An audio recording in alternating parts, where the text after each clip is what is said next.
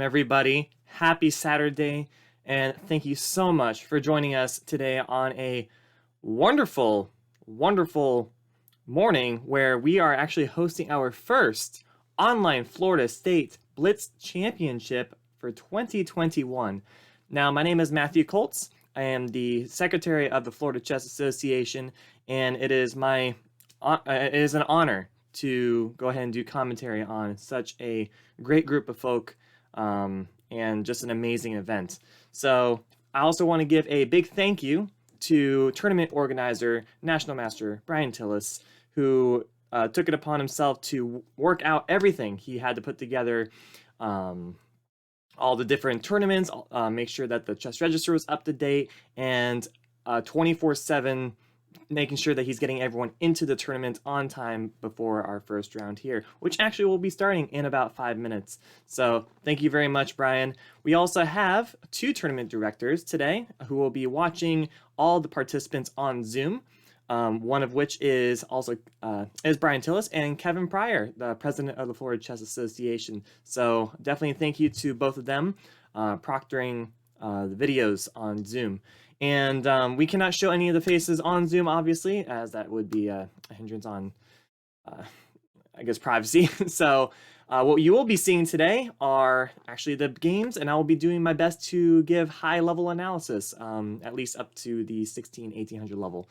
So if you ever have any questions, feel free to shoot it into the chat on Twitch. And if you have any suggestions, go ahead and let me know. I'll go ahead and bounce back to the game, and we'll go ahead and talk about it. But for now, let's go ahead and go through the roster. And we have in the open section a showing of a Grandmaster Yuri Kuzubov, who we had the privilege of interviewing on Florida Chess Live a few weeks ago. So you go ahead and check out that interview on YouTube, Palm Beach Chess. Then we also have FIDE Master Corey Acor from Florida, and also Kindit Masters, Eric Zhao, Derek Zhang, and National Master Martin Hansen. Some of these players do not have their titles listed on here, but that is okay. And just continuing down the line, we have a great group of players who are ready to play in this Blitz tournament. By the way, this Blitz is 3+2, so it is not a sudden death. They always gain 2 seconds on their clock every single move. Then we have here in the 1600 section as well, and then we have the Scholastic section, which is for K through 12. And anyway, that is the roster. You can go ahead and check it out yourself on chessregister.com. But for now, let's go ahead and hop on over to the tournament itself. So here we are, 3 minutes left in the tournament. And in the chat, Chan Clan Mom, thank you so much. I really appreciate the kind words, and it is my pleasure. It is an absolute privilege to go ahead and do commentary on this as well. So what you guys may not know is that on Lichess, you can actually create your own username. So some of the names on here we may not recognize, but if you do know the person's username, go ahead and throw it into the chat. It's way too many players for me to remember off the top of my head. I do know for sure this is our Grandmaster, and this is Martin Hansen. Not exactly sure who Tampa Chess is, but anyway, we got Tony Burris, and I guess Eric Zhao, and so on and so forth. But this is our open section. We currently have 23 players in there. I don't know if he's still accepting people. He's probably Brian's probably making sure that everything's going well on his end. I'm just taking care of the stream. So we also have in the U1600 section here, we have 10 players. Awesome, awesome. And then we have the Scholastic section. So just go ahead and give a note. The ratings that you see here are not are not the same as the ones in Chess Register. So in Chess Register is actually taking from the United States Chess Federation, and they're using those ratings from there. So the online rating on Lichess is completely separate from the one that is on uschess.org. Anyway, I also want to make a mention here that there is a 30-second stream delay here to prevent any possibility of cheating from hearing the commentary. And if they want to waste 30 seconds, by all means, go ahead and waste 30 seconds on your clock. But we're going to do our very best to make sure that there is no cheating, no cell phones, no other windows open, no programs, and so on and so forth. That's why we have Zoom. That's why we have screen capture, so we can go ahead and check out if there is any problems going on in the background. But all the players that, or most of the players that are playing in these tournaments, everyone pretty much knows each other, and I do not expect us to have any trouble with that. So, anyway, we have 1 minute left before the start of the tournament here. If anyone has any questions, feel free to shoot it into the chat. I'll go ahead and answer the best that I can. The tournament organizer is Brian Tillis, so any specific to the tournament, I will do my best to answer. If I cannot, I'll say go ahead and refer to him. So I also want to make a quick mention here that there is also a streamer on here, Sort of the Word. He is doing streaming for him on his own Twitch channel, so I just want to do a shout out to him as he has been very supportive in these streams as well when it comes to the Florida Chess Live channel. Anyway, thank you guys so much again for tuning in. We are actually already at... Goodness gracious, I cannot believe we're at 13 viewers already. This is amazing, guys, so thank you so much. I don't really have too much else to say other than good luck to all the players. Give us a great show, and I will jump around as often as I can, try to get as many games as possible, but we'll be mostly sticking to the open section as this is the highest level of chess that we will receive, and I will go ahead and do my best to not butcher any of the ideas of these top players. All right, 2, 1, 0, here we go. First round, and this is actually the integrated Swiss format that is on Lichess. So there are 10 rounds here, so they're automatically paired, and we have in the first round, I'll just go ahead and check this one out just so you guys can see. We have Grandmaster Kuzubov versus... I don't know who this player is, but if you know the person's name, go for it and shoot it in the chat. Otherwise, here they are. And we have a Sicilian defense on the black side here, going for the Rossolimo with bishop b5. The idea is to capture the knights at some stage if there was a6, and then to double black's pawns, and you try to play against the opponent's light squared bishop with your light squared pawns. So that's only if black were to invest this move a6. Otherwise, this bishop can sit here for quite a while. All right, so, oh, this is 5 plus, oh, excuse me, I thought it was 3 plus 2. That was my mistake earlier in the chat. All right, so it will be sudden death, so in time trouble, it will become very apparent that there will be blitzing or bulleting out the last of their moves. All right, we have a Sicilian dragon here on the black end. And white going for a conservative setup here, just controlling squares from the knights and backing up the bishop, looking to maybe attack here on the king side. Most of the pieces are already pointing towards the king side. But the question is black going to castle right away, or is he going to maintain more development on the queen side? That is exactly what he's doing with rook c8, looking in to maybe get in a c4 pawn push. He is now... shutting the door on the bishop here with e5, forcing him to retreat. And now the bishop is actually biting on a rock here and doesn't really have any good advancement squares. Actually, there it is, h6, trying to maintain full control of this bishop. Grandmaster Yuri doing an excellent job just maintaining just preventative moves here. But white's still in a very, pleasant position. Nothing to really... nothing to write bad about it. It's a playable position for both sides. So the question is now, where is going to be the break? I can see maybe black playing for a potential b4, a5, a4, and then white, I was just about to mention, could play the d4 center pawn push. The question is this center push too soon, or is it just in time? Your Grandmaster, you're doing his best to analyze the position and see what comes about of it. So we have a captures, and another captures, leaving black with an isolated queen's pawn here on d6. So this pawn could become a liability for black unless he's able to trade it out with the d5 pawn push. That's exactly what white does, is to prevent it with bishop to b4. All right, so we still have the bishop. Oh, I was just about to say the bishop pair, but now white doesn't have the bishop pair, and black will be looking to open the center as fast as possible to make his bishops more powerful in the game. Now, black suddenly was able to pocket a pawn here, and the pawn could be enough to win, especially since this was an isolated pawn that has now become a protected pawn, and it's also a potential protected passed pawn on top of that. All right, so this is pretty much how the commentary is going to be. Just want to give you a little bit of a taste there. And I'm going to go ahead and jump around a little bit more to some games as well. So let's go ahead and check out... oh, we already have a a win here by a magician from Riga. All right, congratulations. And a draw looks like a bye for one player here. So let's go ahead and check out Adnar against Tampa Chess. Still in the open section here, guys, and it looks like Tampa Chess is not online. If he does not make his first move, he will obviously have a forfeit, and Adnar would automatically win. So the question is whether or not Tampa Chess is having connectivity issues, didn't know what time the round started, could be anything, but anyway, go ahead and send questions to Brian Tillis for any questions when it comes to the tournament setup. All right, so let's go ahead and hop into another game here. We have, and just last night, Martin Hansen here, National Master Martin Hansen was streaming on his personal channel on Orlando Chess House. Go ahead and check them out. And that's something amazing, by the way, guys, is that a lot of these players have been doing their best during these hard times, doing streaming for themselves, for other states, other countries, and it's amazing to see that everyone's taking the initiative here to go ahead and promote chess as much as they can when we cannot meet in person. So definitely thank you to Martin Hansen for doing all that you do as well.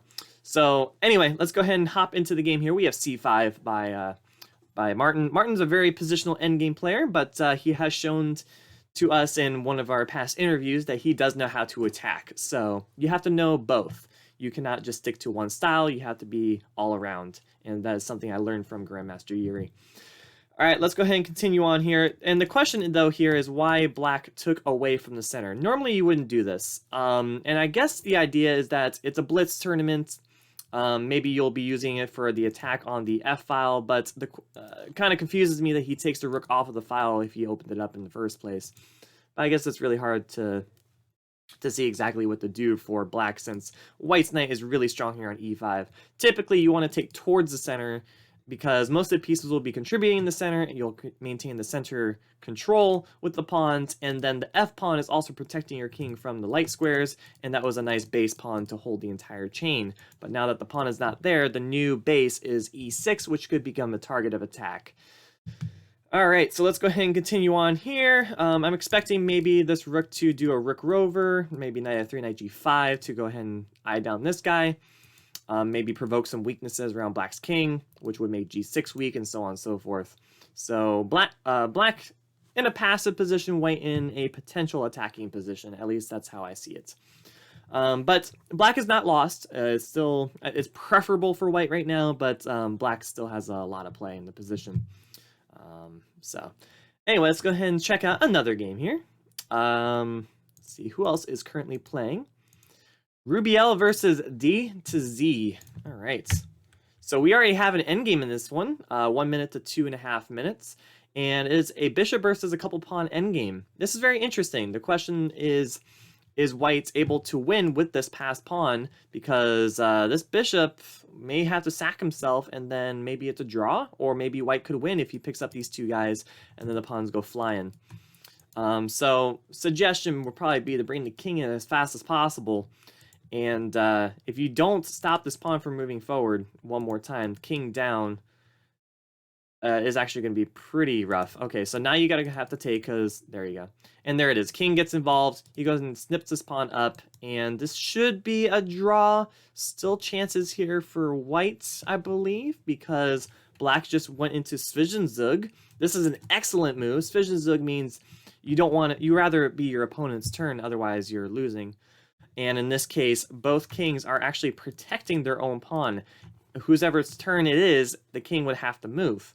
And if this king were to move, he's going to have to come off of the white pawn. Black wins. And White was able to find h3, which is a very nice move, forcing Black off of the pawn. And now this is a winning king and pawn endgame for White. He should be able to put this away just fine. That was very, very nice conversion there by his opponent, D to Z. All right, let's go ahead and hop into another game. And there's still 4 games going. In round 1, we should be seeing a lot of bullets coming out soon. Let's go ahead and check out a name we haven't seen yet. Sword of the Word versus Watermelon. Watermelon in time trouble here. So Tony Burris, and we had a Rui Lopez exchange variation after a6. And what's going on in the position right now? So Black is up a pawn. It is a pretty healthy pawn as well, but the question though is this pin enough for white to get some counterplay going? Oh, sorry, he's not up a pawn. I'm sorry, I missed this guy. So it is actually 8 to 8. However, it is a 5+0 game, and when it's +0, you have to be very, very careful when you get into time trouble because you're not gaining any more time. And now he's in hyper bullet mode, which is 30-second chess. He's going to pretty much have to play moves near more or less instant, and that is why his higher rated opponent is taking his time each move, trying to find a deep idea that will require more thought, which forces Watermelon to use more time. And if he misses the idea, then obviously Black would win, potentially tactically or even positionally. But yeah, it looks like he's going to win by timeouts here. White doing his best to go ahead and push as hard as he can in the position. And Rook got super active in here. The knight is now double attacked and very difficult to defend. The knight can't even move anywhere. Here is actually double attacked as well. And oh, actually I missed this move, knight to e1. But knight e1, threatening a fork, but you're just going to go ahead and trade and say good luck with your 3 seconds left on the clock. So anyway, honestly, I think Watermelon did very well in this game, considering the rating of his opponent. He was pretty equal there. All right, looks like we're done with round 1 in the open section. I'm going to go ahead and do for round 2, hop into the next section, which is the U1600. Here we are. All right, in the U1600, we already have a couple winners. We have Dr. Pepper and so on. And just checking out the Scholastic real quick. 24 players, very nice. All right, so now in Swiss tournaments, it is a winner versus winner, and then losers versus losers. So equal points will be playing against equal points. And then the split will be right here at Hockey Boss, who will be playing against, I'm going to assume, either Agram or Powerful Lion, depending on how Lichess decides their pairings. Lichess did implement the Swiss pairings not too long ago, actually, not too long after the pandemic started. But it still had some hiccups in there, and it's not a perfect pairing system, but it's pretty good, honestly. Chess.com also has a pairing system similar, but we are very used to using Lichess over the years, and that is why we use Lichess as opposed to chess.com. But nothing against chess.com. Go ahead and use that website as an excellent resource for learning as well. All right, I'm just going ahead and double check, make sure the stream is still going well. Looks like we have a lot of people tuning in here. Very nice. Thank you guys for tuning in. Again, feel free to ask questions. That's what I'm here for, to have some fun, giving commentary, and that will also be posted on YouTube. So, all right, let's go ahead and see here. All right, stream looks good on my end, and I am streaming at 720p, so it's pretty high quality. If you need to lower the quality, go ahead and lower it. There's a little gear icon in the top right if you're using mobile, in the bottom right of the screen if you're on computer. All right, we have round 2 here in the under 1600 section, and we have Filosov playing against Eid Gadal, and they are numbers 1 and number 2 facing each other. We have a French defense, and I want to say the Turash, not the Turash. I think Turash is knight d2. I'm not well booked on the French defense, so bear with me if I'm not perfect when it comes to opening understanding, but I believe that was... Go ahead and correct me in the chat, actually. Anyway, this is a common idea, playing queen g4, asking black, are you okay with castling into a potential attack? Also eyeing down the g7 pawn. It's a nice move because it's forcing black's hand. Black can allow the pawn to be captured and play for the open G and H file, and this is now going to become a very sharp game that French players normally play a strategic maneuvering type of game with the lock center. But there's still a lot of strategy being played in a slow closed position, and in this case, the doubled C pawns are being targeted like crazy right now. The queen is pinning it and is about to win it some more. The knight cannot capture because queen takes would actually win material, a full piece. And now black is actually up a clean pawn. Well, not a clean pawn, excuse me. I forgot that these 2 pawns were taken off the board. 1, 2, 3, 4, 5, 6, 1, 2, 3, 4, 5, 6. Okay, so pawns are equal. The question, though, is this pawn overextended, or has he become very strong with a potential d4 pawn push and maybe become a passer?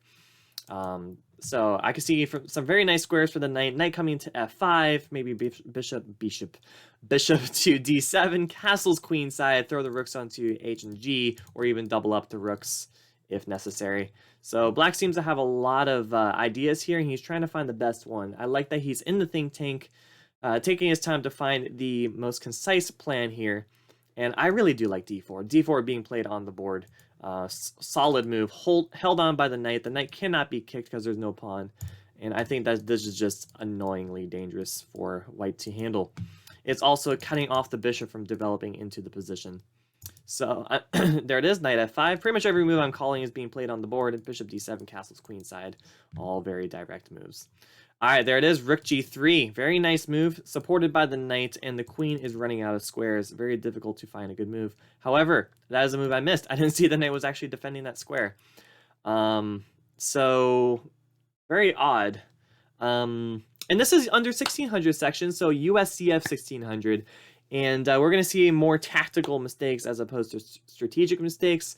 All you got to do is, practice your tactics, study more puzzles, study more games, and try not to drop pieces. That's going to help a lot in your improvements. Now, white decided to resign here. I do not believe he should have resigned.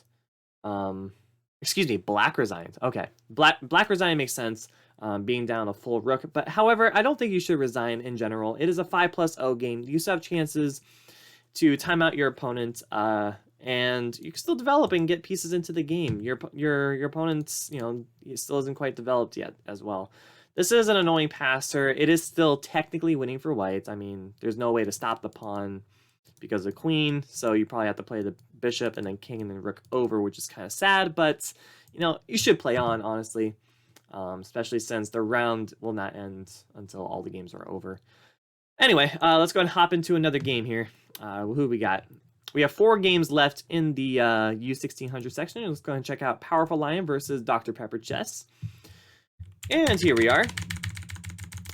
We have King's Indian-like structure for black and white with the bishop pair and a slightly better position. Actually, a much better position with the passed pawn here on c6. Is a little overextended, but may be able to push all the way up the board. I'm expecting maybe queen c1, attacking the knight, defending the pawn. Seems to make the most sense here. And finding a square for the knight that makes... that is good is very difficult here for black to find. I'd be looking for potential counterplay moves. That's an interesting idea, trying to keep the knight involved in the potential attack, and then maybe, but unfortunately, this does. Oh, nah, that doesn't quite work. The queen is held by the knight, so this is actually GG. Pawn can take, win with the queen, and you can't even take back here because the queen would be pinned here. But he's not in a rush. He saw that there was an intermezzo check after queen takes. Now he just needs to castle his king and keep it very solid and safe. This move also threatens a potential... well, it's going to win a rook, because the rook's going to have to block. It's not checkmate just yet. But, yeah, this is pretty good for white. Just has to be careful about it. A little bit of counterplay that he may be giving. Just got to get that king safe and keep it simple. Still a little scary, but because after, like, maybe rook... yeah, rook c8, suddenly black's starting to get a little bit of a pull here. Knight check actually hits 2 pieces at once. Knight king would have to go to f2 and stuff. Interesting intermezzo. There is no way to really punish it. f6 must be played. At least I believe should be played. And common misconception is never play f6. Now, more times than not, probably statistically, playing f6 is worse to your position, but I think here it makes a lot of sense. It shuts down the bishop, it prevents the pawn from taking on f7, opening up your king more, and actually this pawn could be a shield to your own king because the white cannot take their own piece. So, in a way, I probably would have played f6 just because it had more defensive potential. But here we are, supported by the rook here, and I'm expecting... maybe a rook coming down to c4. Suddenly there's a lot of problems going on here. Oh, there's no rush there, the capture. When you're down material, you shouldn't trade. But it's still playable here. Just gotta be a little careful. There it is. All right, f6 now being played, shutting down the position a little bit because there was a mate threat. And this move is stopping the rook infiltration idea. Probably trading Again, you still shouldn't trade when you're down material, but what is the drawing chance here for black? Because I don't see any chance for him to win. A drawing chance, or maybe, actually there might be a potential winning chance. Go ahead and get this pawn, and then suddenly you have a passer. That is some counterplay idea. But this is good. You want to try to look for trades when you're on material. And I'm expecting white to win this one without too much trouble. Queen c7, very strong move, should be played here. Forcing the queen to h8. Yep. To keep a hold of the rook. Otherwise, if they trade, then white's just winning. So queen h8 is the only way to maintain dynamic possibilities in the position. And if this pawn falls, you don't really want to fall. You want to play rook c2. Keep it solid, and then improve your final piece. Protect your king on maybe g3 or something. But let's see what he goes for. Or she. I'm not exactly sure. Hey, what's up, Lil Rag? What's up? Thanks for popping in. And thank you for your support here. By the way, 30-second stream delay, so you might not hear my response to you for 30 seconds. Anyway, the 2021 Florida State Online Blitz Chess Championship is hosted by Florida Chess Association, being run by Brian Tillis of Palm Beach Chess, and definitely a big thank you to him again for making all this possible as well. I'm doing my very best to give the most constructive criticism as I can without being rude. I have a tendency to maybe be a little harsh. I'll do my best not to be harsh. But you know, sometimes you got to find fun in chess, and that's my #1 goal. Always try to find fun in chess. Find fun in learning. All right, rook d7, a very strong move here, or even this move that actually runs into check, check, check. Takes, and then check, check. Yeah, it's just completely winning here with no time left on the clock. I'll go ahead and put that on the board for you guys. So after a check, rook is half the block, only legal move, takes, check, and then check, and you can see how this is just this is not gonna end well for black here. I'm getting a message from the boss man. Hang on one second. All right, cool. Just wants me to hop around a bit more. Mikey P13. I do play chess as well. I play a lot of chess. All right. Let's go ahead and hop into... Oh, we have one game left. Okay, one game. And then in round 3, I'm going to go ahead and check out the Scholastic section. So there are 10 rounds. I'm going to do round 1, 2, 3 for open, under 16 Scholastic. And it's going to keep on going that way until the final round, which would actually land us back onto open. All right, Powerful Lion against Dr. Pepper. Oh, is this actually over? No, it's Hockey Boss. Here we are. Hockey Boss versus Tebow. And they're in time trouble. This is going to be fun stuff. I love time trouble because anything can happen. Even if you're completely losing, you could still win.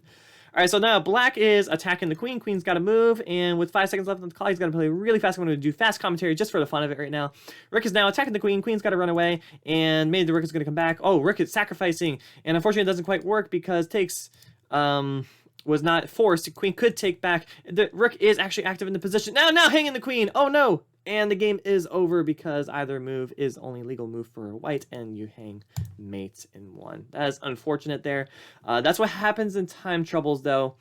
Sometimes you just make random moves on the board. Rook takes here is just an impulsive move. See a capture, play a capture. Sometimes it's okay. Just shuffle and dance. Shuffle and dance. All right, next round, or final round, round 3 begins in 2.5 minutes. We're now going to go ahead and check out the Scholastic section. Pretty awesome here.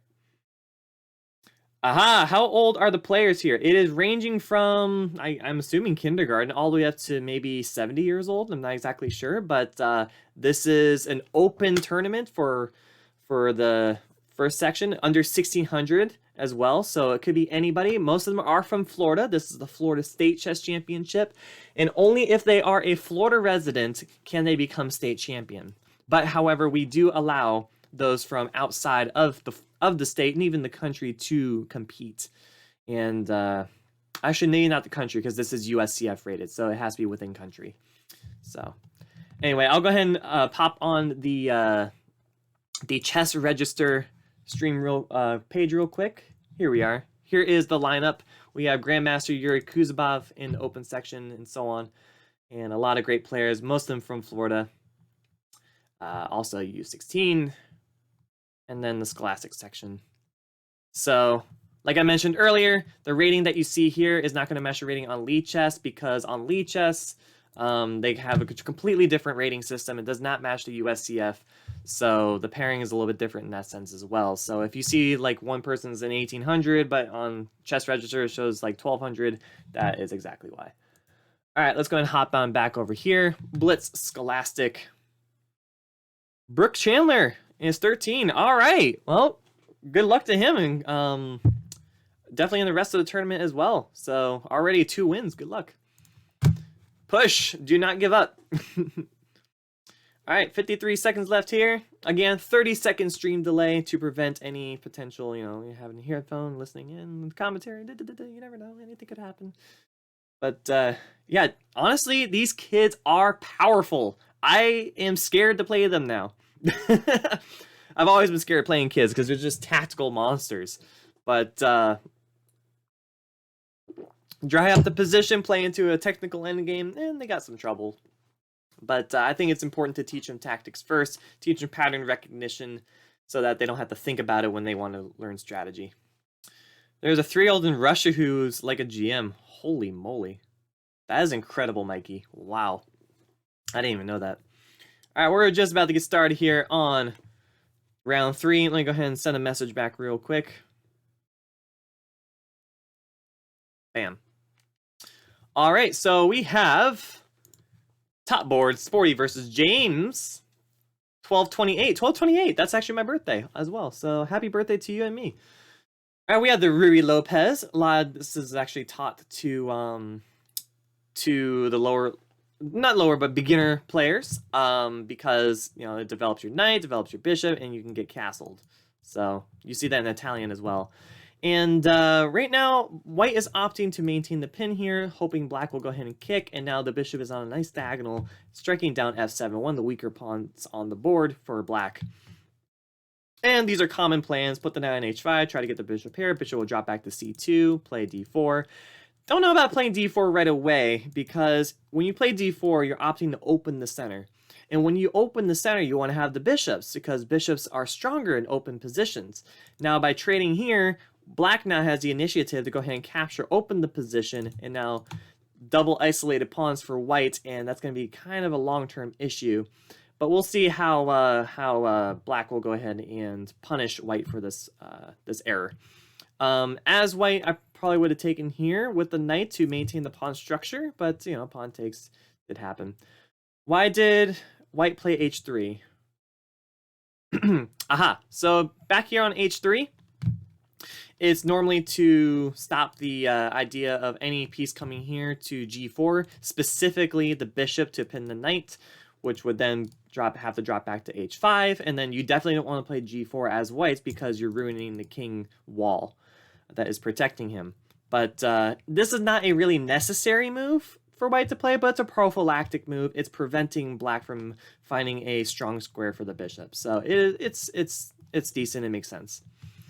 All right, bishop f4, developing a piece. Knight c3 next, maybe knight bd2, maybe knight a3, knight c2, knight e3, knight g4. I mean, there's a bunch of plans here. White should be looking to close the center, though. I would be definitely looking at d5.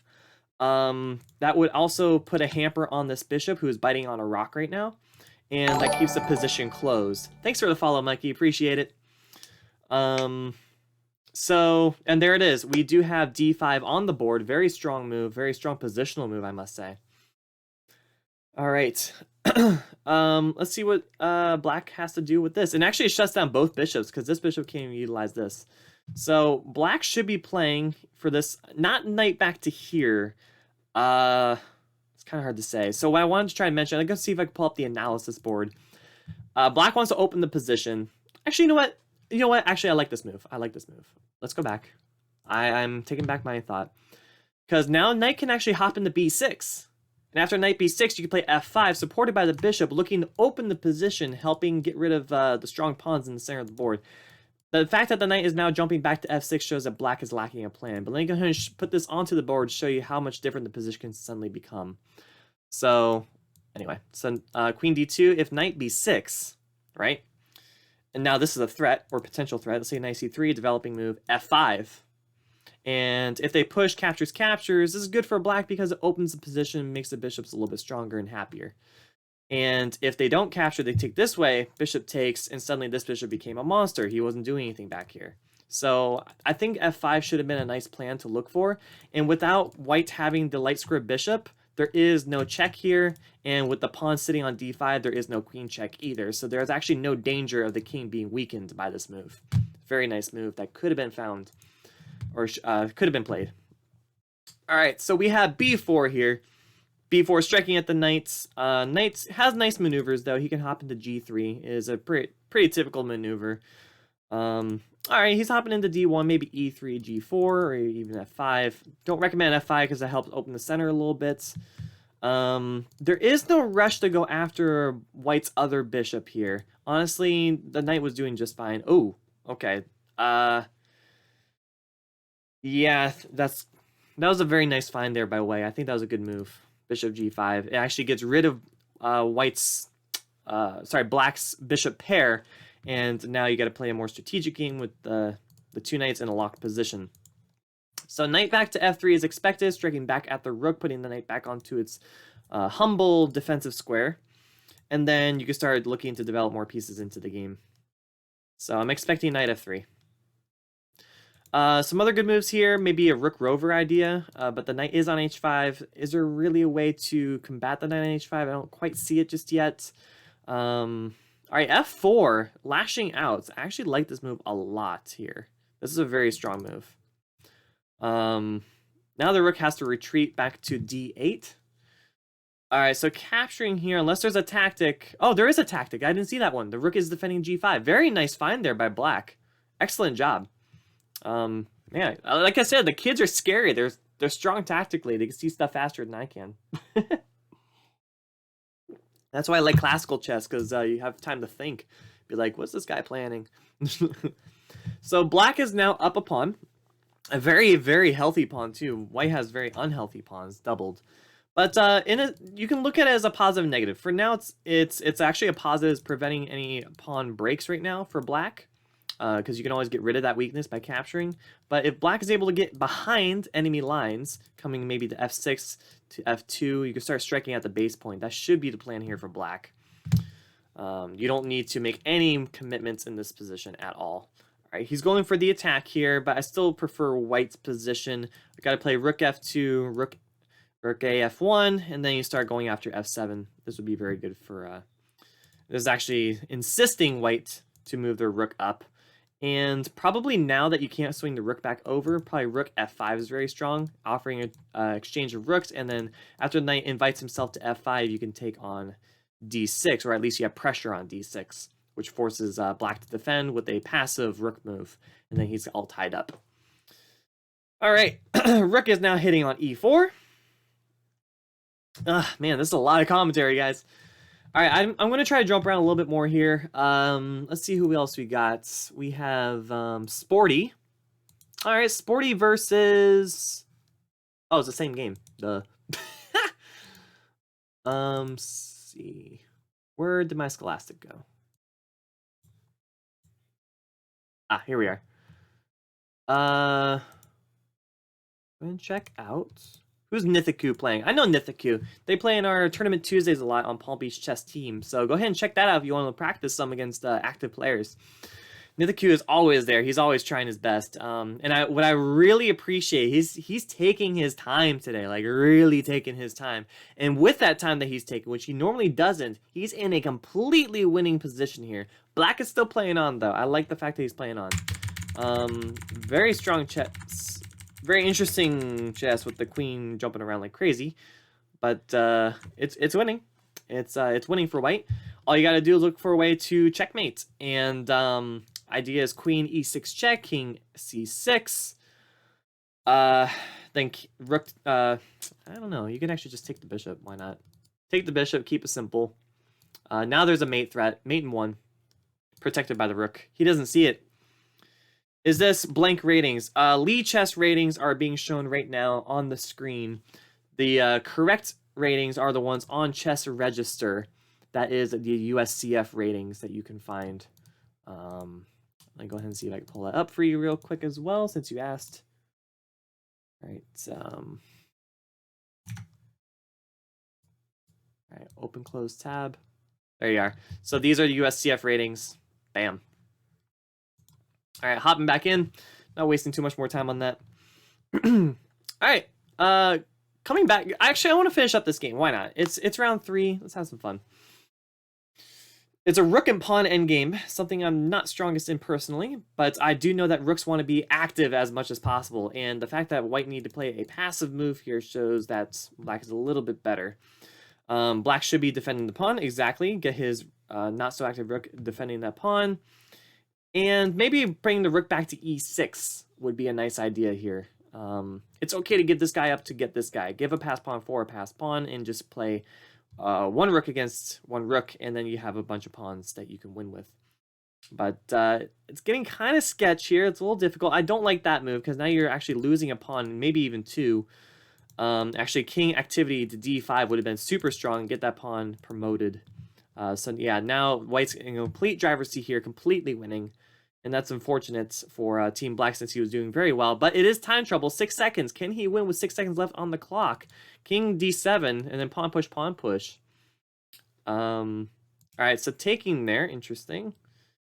You should have kept the rook on just to make the opponent think a little bit more because he might be able to pre-move this into a win without too much trouble. All right, he's going to take here, here, down, over, and then pawn push all the way up the board.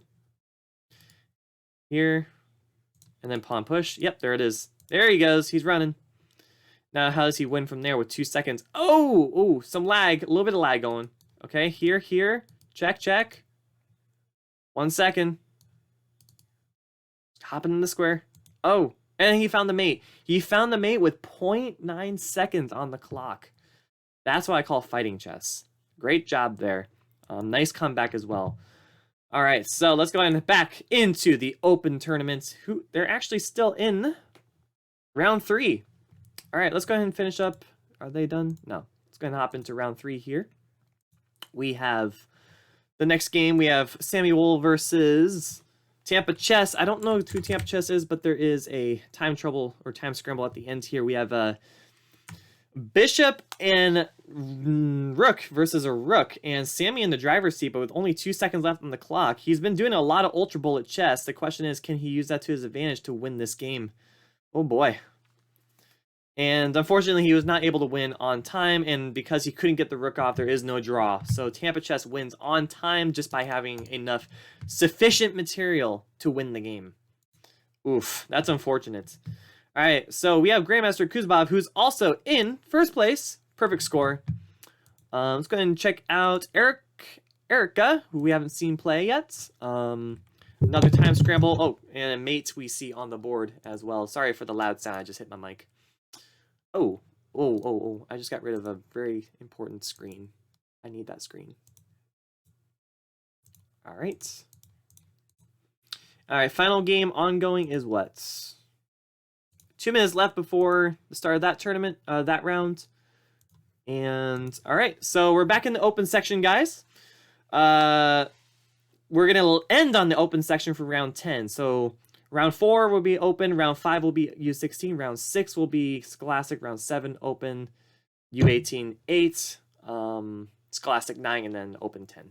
And then we'll go through the standings at the very end, guys. So thank you again for your excellent support. Go ahead and share this on social media. Let's go ahead and build the viewers. This is awesome, guys.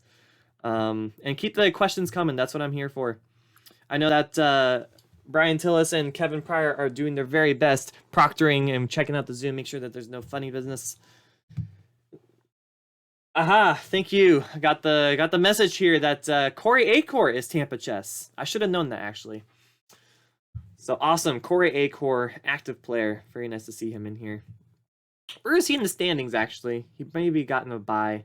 Oh, he actually lost in the first round against Adnair. Ooh, that's unfortunate.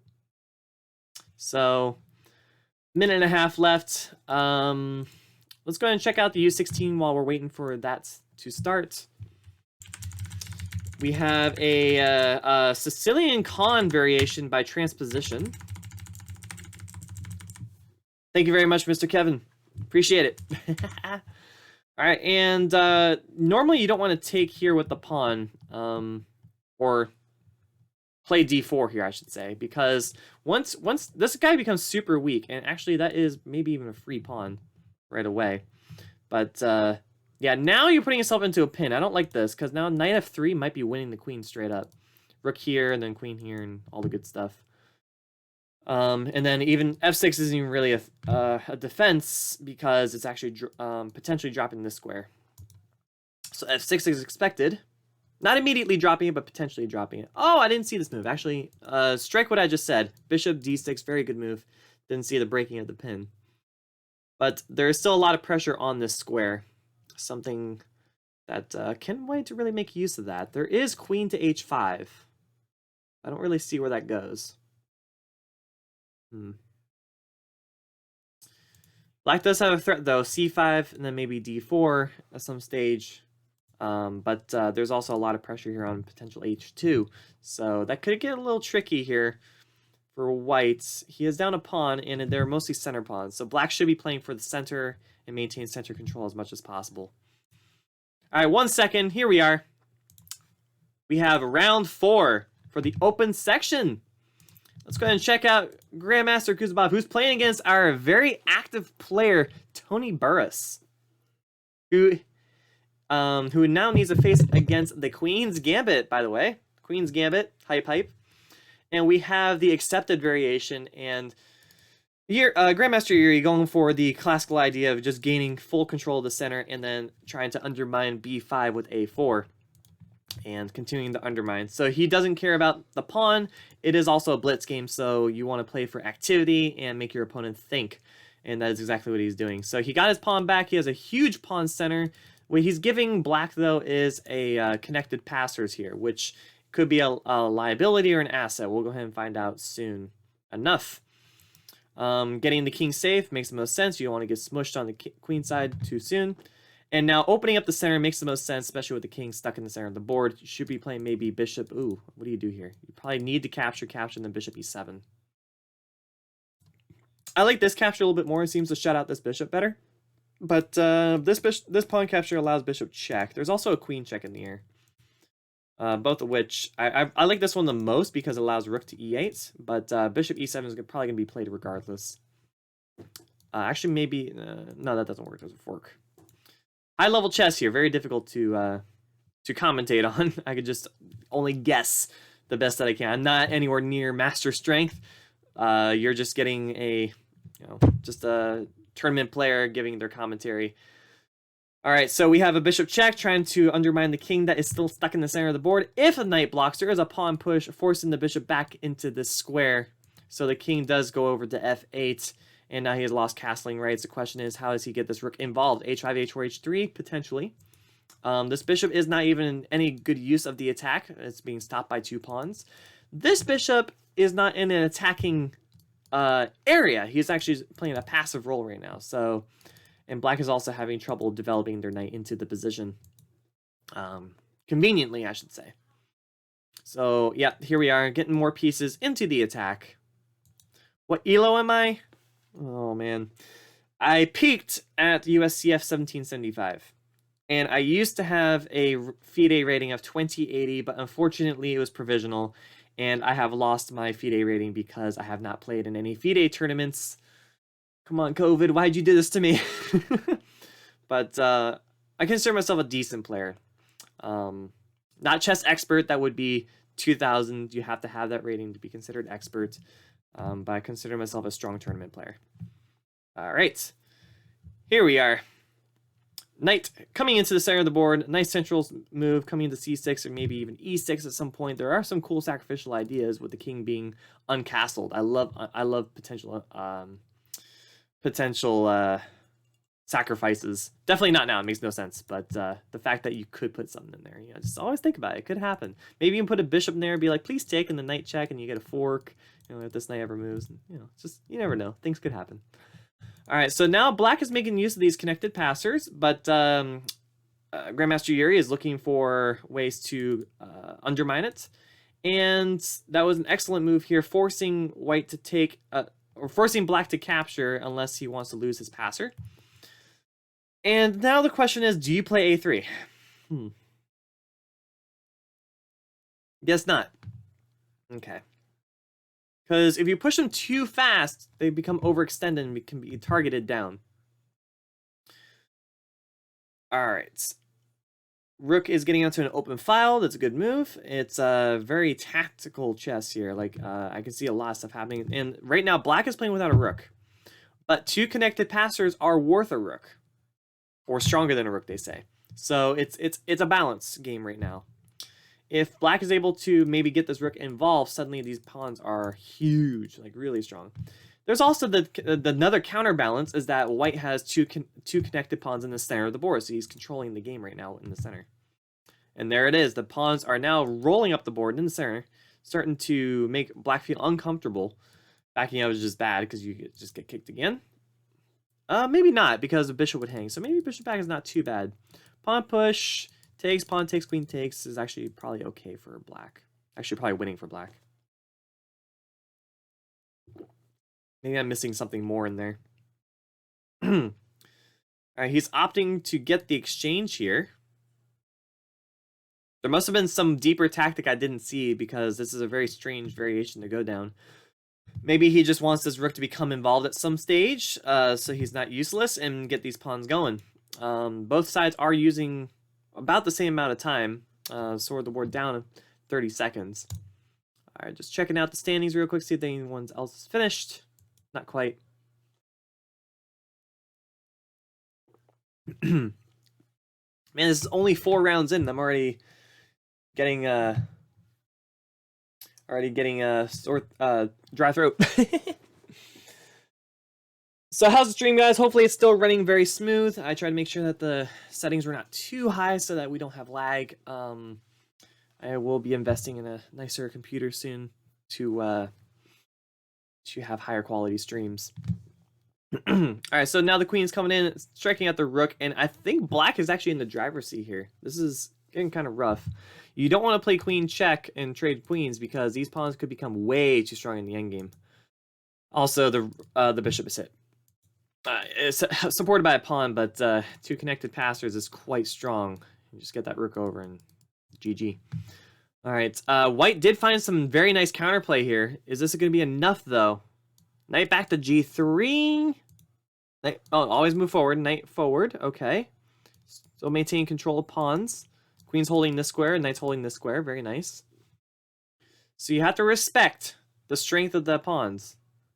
All right. Expecting maybe queen h5 or b6 both have the same purpose of attacking both the pawn and the rook.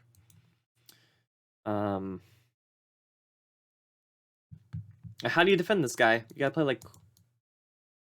I don't know.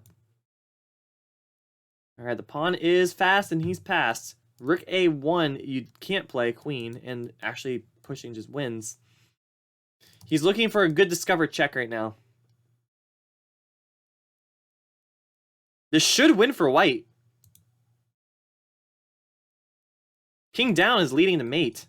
King up might also lead to mate. This might be mate, guys. Because king goes to g8, then you have knight check or even knight check. Does this work? Is it fast enough? It's calculating deep. He could do takes, queen takes, knight fork, winning the queen, stopping the pawn from promoting right away. He goes for the fork first. Okay.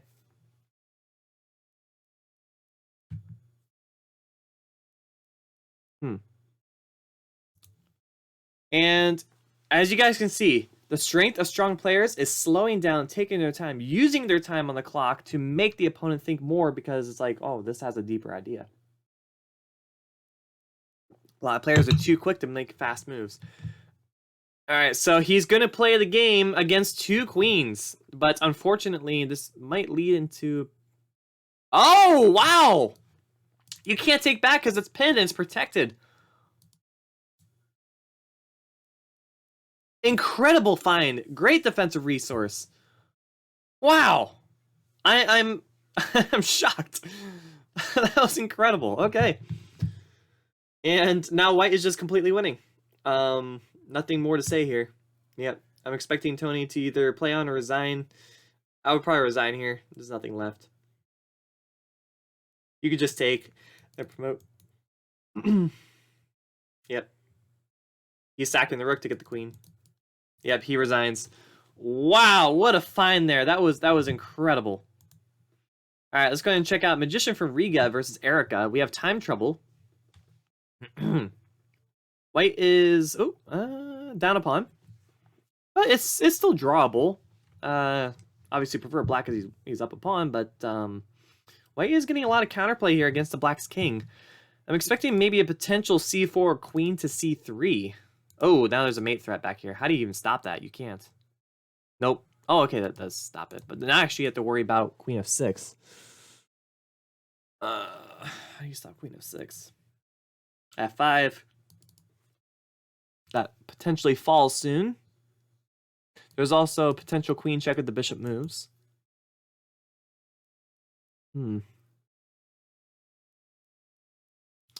Yeah, these guys are playing at such a high level, I can't even keep up anymore. Like, seriously, I really can't keep up. Sometimes you watch GM games and hop into a game of your own all hyped up, then have your... Exactly, dude! I completely agree with you. I've had that happen to me, too. Thanks, moderators, for, I guess, catching stuff. I guess you can't spam with symbols. Sorry to be timed out. But, wow. All right, so... hoping to time out his opponent. Now it's only a draw possibility for whites, not a win because the pawn's gone. And stalemate. A stalemate, guys. Ooh. Even at the 2400 level, guys, a stalemate can happen. Always play on and fight. Oh, yikes. All right. Let's go and hop into the U1600 section, who are now just about to start round 6. So round 6, we'll be looking at U1600. So for now, let's go ahead and hop into them. I was looking at the name Hockey Boss as I was saying it. Against Filisov, 1884. And we have 1b3. It's a popular move lately. And maybe played a little too quick is black with this capture here. Pocketing a pawn right out of the opening. So white just needs to use his pawn to his advantage in some fashion. I'll definitely be playing c4 if captures pawn takes. That's a powerful center. But there's also no rush. You could just go ahead and castle, get the knight, allow the knight to move. Oh, excuse me. There's a knight here that would actually lose a piece. How do you not lose a piece here as whites? White is getting kind of stuck here. Yeah, you gotta defend. You don't want to have to defend when you're up a pawn like this. All right, definitely trade. There's nothing else to really think about there. Kicking the bishop. And, ooh, a nice vision, Zug. Counterattacking the queen. Now, is he going to go for a crazy idea of giving a queen for 2 bishops? Absolutely not. But he might have to, because the queen has no good squares to go to protect the knight any further. So... he probably will have to go down this line. That's kind of rough. What more can you get out of that? Because takes, and then there's a bunch of trades happening. That's not enough. Hockey Boss in a very rough position here. This is very tough. Bishop b5, a very, very, very strong Zug move. That's unfortunate. So yeah, what do you do in a position like this as white? You cut your losses. You try to consolidate the position to the best possible bad scenario. And he's going down the idea of keeping the queen on the board for dynamic chances, but unfortunately, knight takes actually leads into a fork at the very end, hitting both the king and the rook. So I think best chances have been try to get 2 bishops, but it's losing regardless. That's unfortunate. I'm sorry, Hockey Boss. I'm going to hop off of your game. Hopefully you do better in the next couple of games here. Good try, though. Gotta watch our decisions, though, because they're tough. All right, back to Tebow versus Powerful Lion. And we have a... ooh. We have a Benoni structure. All right. Benoni structure is usually with the pawns of c4, d5, and the pawn to c5 and d6, and this pawn being the backward pawn. And normally, black wants to play for a fianchetto idea to make this bishop strong, but instead he puts his bishop on f6. Okay, very interesting. So I'm expecting rook e1, simple development move, nothing crazy. All right, captures first, and then maybe knight e4 is his idea. See what he goes for. Even rook e1 first, and then knight e4. Even knight g b5, not so much. Knight e4 is pretty strong.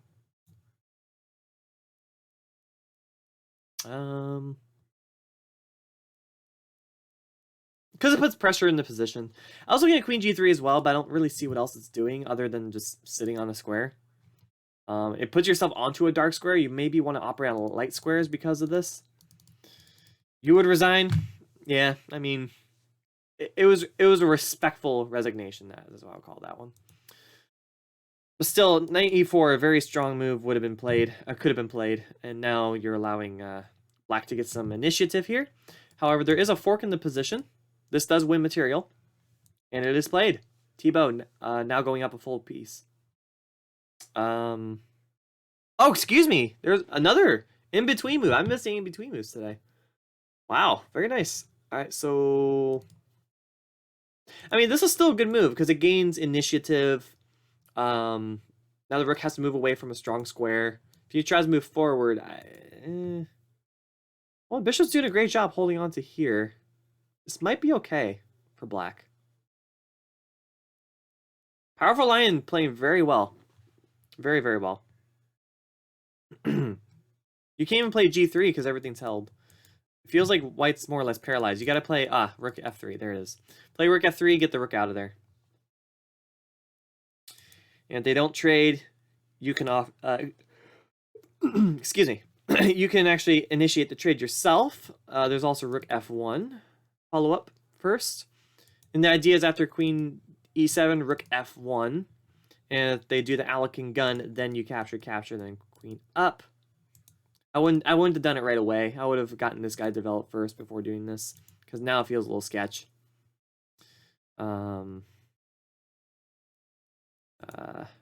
Probably queen f2 to stop any rook f1 ideas. And also attacking b2. That's a nice move too. That's nice. Adding a lot of pressure over here. And you can't even defend. Because of the queen. So yeah, that's a nice position for black. Black is doing very well. Should be doing more or less what he should be doing now. I'm not sure about before. It's kind of an odd bishop, but he made it work.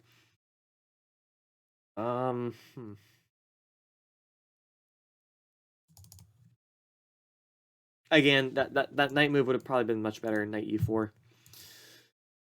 I might need to go into a little break here. Got to get a little bit more water. But in the meantime, let me go ahead and see if I can do something interesting on stream. Okay.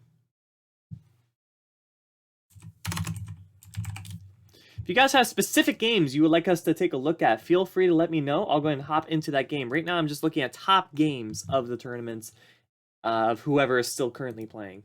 So please feel free to let me know. But I'm going to go ahead and take a very quick short break. Be right back.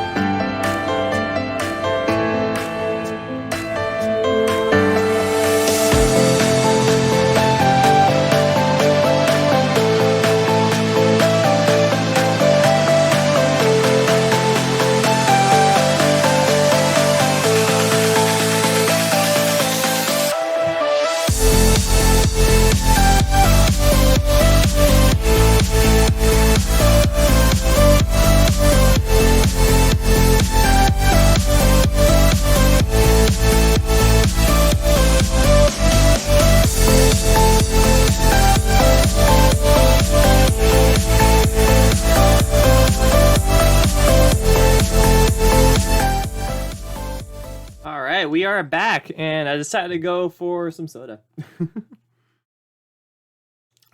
Need a little bit of sugar here for the energy necessary to go ahead and give good commentary. And we're still in round 6. I decided to put on one of the top games while I was out. But let's go ahead and hop back into the U1600 section. It looks like there's going to be a draw on that other board I just saw. Actually, round 6.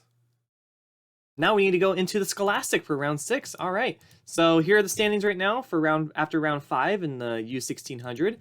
And now we're going to hop into the Scholastic for round 6. So with 2 minutes left, here are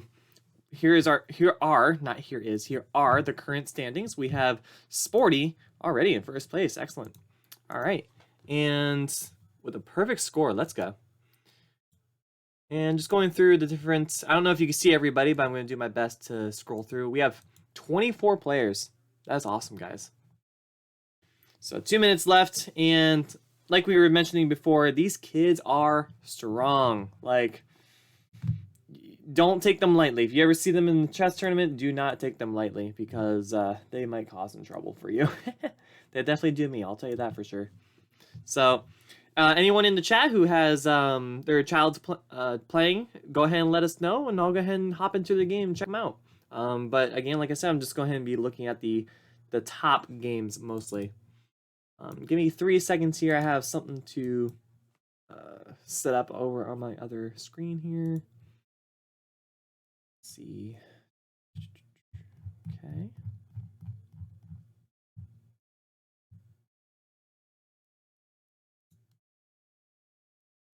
All right.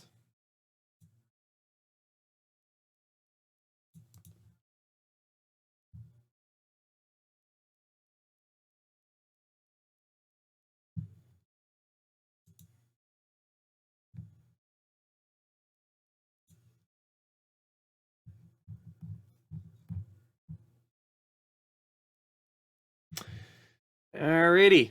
Again, 30-second stream delay. That's what we got.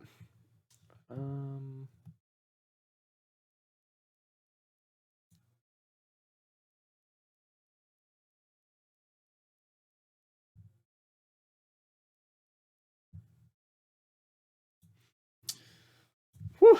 All right, 30 seconds left in the waiting of the tournament. And so who is going to be our state championship for each section here? Also, tie breaks are very interesting when it comes to lead chess. I think we're going to be doing tie breaks differently. We're going to do it USCF style, not what the tie breaks show on lead chess. So if there are 2 players that have the same amount of points at the end, and let's say one of them shows second, the other one shows third, that may change, just to give you guys a heads up. All right, let's go and check out the top game here. We have Sporty versus BB Cheetah. And we have a Rui Lopez.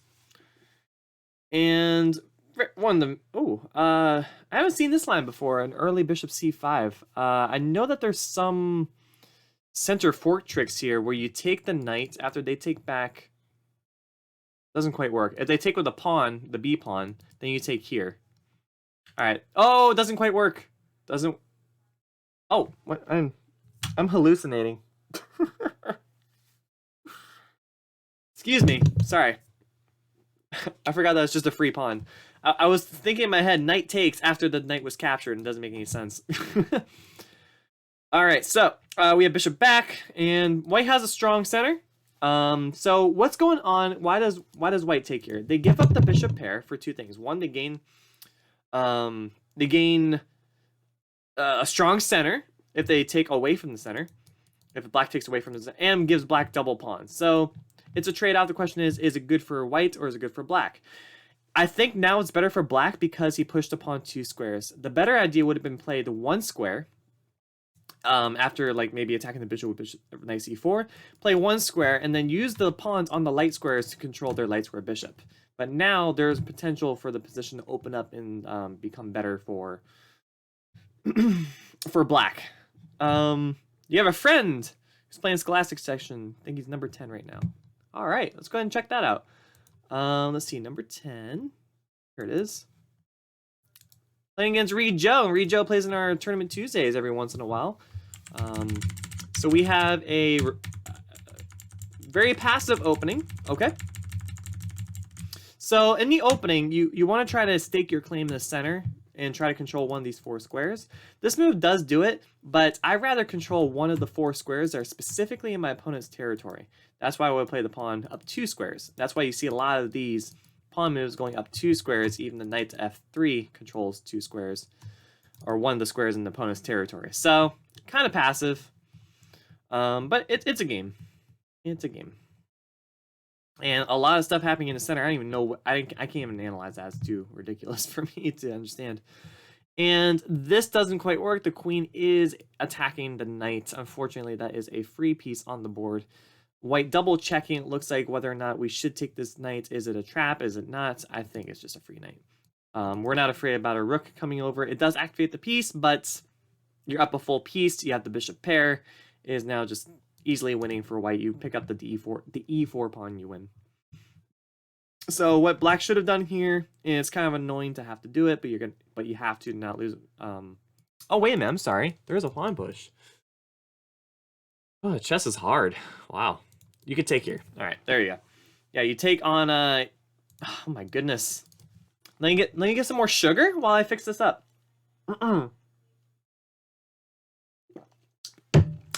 It's E3 in Indian opening.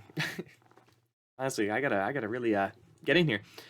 Good question. E3, I don't think really has a name. It probably does have a name, but it's not one of the common ones. Indian positions are normally the fianchettoed bishop. So G6 or G3, and then put the bishop on G2, and then play knight f3, and then castle. That's an Indian setup. So E3, not so much.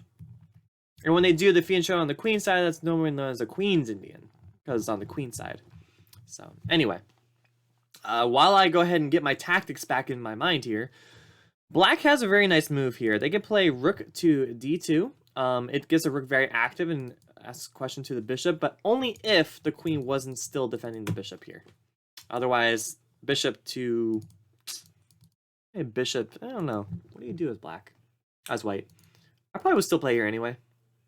Seems like a good move. You could look to double up. Activates pieces. And if the bishop were to come off of this pawn, you can actually win it. But nope. Alright, so black now in a little bit of trouble here, or more trouble, because white is looking to open up the king side, and this pawn is hit. So f6. Again, there are... Is there a link you can watch the live standings of U1600 round by round? Yes, let me go ahead and put the Lee Chess link for you. Sorry if you didn't receive an email, but there you are. So, yeah, f6. Normally you don't want to play f6. Weakens your king, weakens the light squares to your king, but in this case it makes the most sense because you need to stop checkmates. So there are exceptions to rules and fundamentals in chess. So f6 is played, and white needs to now find a new plan to shimmy on into the position. I would personally be looking at just getting the rooks involved, attacking the queen with tempo, then looking to maybe rook rover into the position and start attacking the king here on the h7 square, mostly because black doesn't really have a convenient way of coming to defend the h7 square. Rook d2, if bishop c1, then queen takes. If bishop c1, then I would just play rook to c2, maybe. Not exactly sure. I mean, honestly, oh, okay. So if rook d and then bishop c1, I'd be happy for the fact that they just disconnected their rooks for a turn, and then just bring the rook probably down somewhere here, depending on where that pawn was. It doesn't work now. I mean, now I would just be looking at trying to stop all the attackers here. Definitely like queen f4, try to get defense around the king side. Because this is, I mean, now bishop e3, d3 really hurts. Because if they try f5, then you could just take and you win the exchange. And if they push here, you just take anyway because it's a pin pawn. This is now completely winning here. I mean, honestly, Mikey, I just hung 3 pieces as well, so don't feel bad. I have a Lee chess rating of 2,000, and I still hang pieces. I even hang my queen. It happens, man. What can you do? All right. Interesting try to defend, but now queen g6 is just lights out. There's no way to stop checkmate. After f5, you just take anyway, and then it's over. Actually, f5, and now the bishop is actually also here, so queen takes g7 can also be a possibility. So that is unfortunate for Amelia.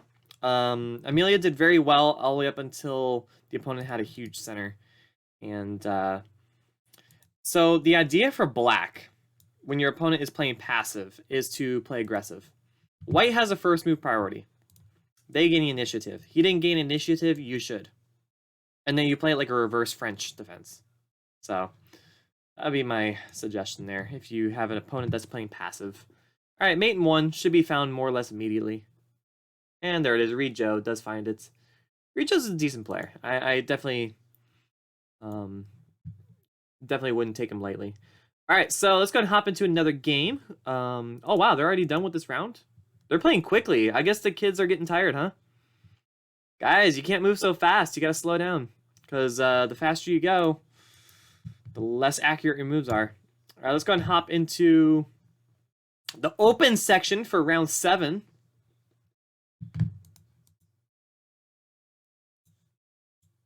It's not even started yet.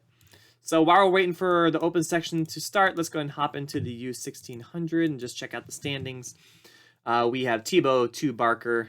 I know I'm hopping around screens a lot. I'm so sorry. Is it really chess game if you don't hang the queen? I agree with you. It's called the Botez Gambit, where you sack the queen for questionable compensation. Now, when I say sack, it means blunder the queen, but you sack the queen for questionable compensation. Yep, I mean, it takes practice. So, always, whenever, even if you have a bad result, just take it as a learning experience. Try to go back into your games, find out what you could have done to improve, find a theme. Yeah, and work on that theme at home. So if it's endgame that you lost, study endgame. If you lost tactically, study tactics. I recommend starting with the easiest tactics. Don't start hard tactics. Don't start intermediate. Start easy, and then build it so well that you don't even have to think about what a fork is anymore. Like the fork or the checkmate just pops out at you, and that's when you know you have mastery of that kind of tactic. Then you go to the next section. Lee Chess is excellent for this, by the way. And let me go ahead and just let you guys know. There's a practice section in the browser. Top left, learn, go to practice, and you have all the stuff you can learn. Bust all these out. A lot of my students, it's my requirement to have this completed before the second or third lesson. Chess basics must be done before first lesson. All right. Let's see. 9 games ongoing. Let's go ahead and check out some top games. Why not? Eric Erica versus Martin Hansen. We had a Sicilian. And now we're all the way down into an endgame where white is up a pawn. And I've been told a pawn is enough. A pawn is enough to win. That's it. It's all about technique at that point. And those are some healthy pawns as well. This is a passer, but it looks like it'd be hunted down quite easily. And the more pieces you trade off the board, the harder it is to defend this pawn. Yeah, the difference between Lee Chess and chess.com. Lee Chess is free. It is smooth. It is third-party run, I guess you could say. I don't know how to really describe that. And it is supported by donations. The fact that you get all these resources for free is amazing, and I donate because it's that good. I also have a chess.com account that has membership, and I like the resources on there as well, but you do have to pay for them. So if you have financial difficulties, which I also did because COVID and stuff, definitely recommend Lee Chess, but it doesn't hurt to get chess.com if you can afford it. There's no reason to go any higher than gold for the beginning when you're first learning. If you start getting serious, then you can go to platinum. If you're getting really serious, go to diamond. But nothing higher than gold. And that's my recommendation.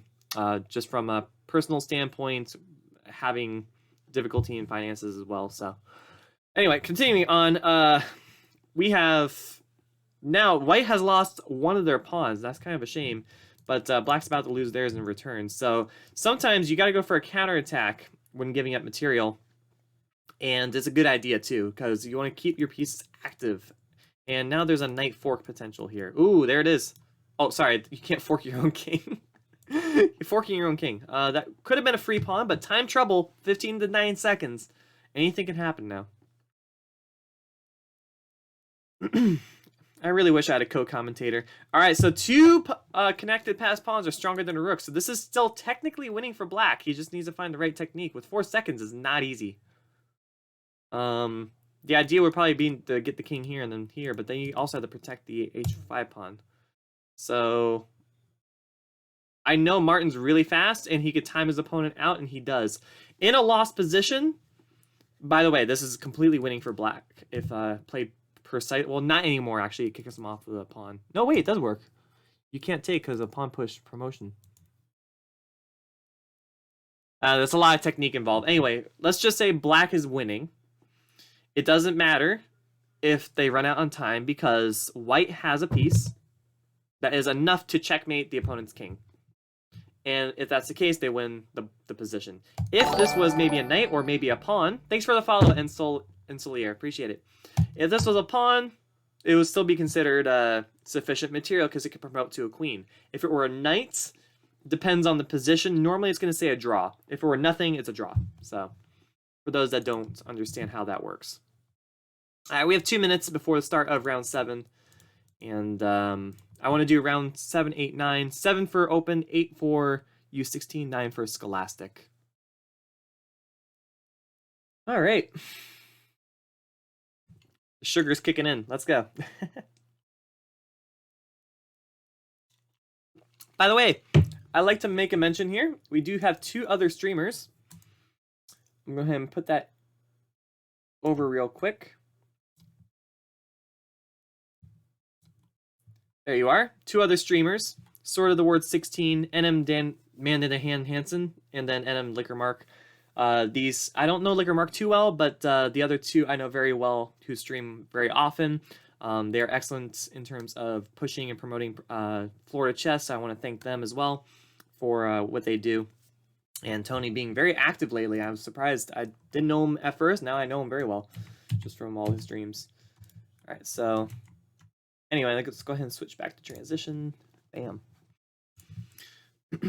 And again, big thank you to Brian Tillis. I mean, I'm sure that this was a monster of a morning for you on a Saturday where we could be relaxing at the beach or having a nice lunch. But you know, honestly, if I had to pick a nice day at the beach or lunch, I would definitely choose chess. Even if it's not an option, I would choose chess. 40 seconds here. I'll just kind of hop around a little bit. Round 7's already almost done for U16, so guys, slow down. No need to rush. And standings here as well. So, is there anybody undefeated right now? Anybody undefeated? Not quite. So we don't have anybody undefeated yet, or anymore, in the top section here.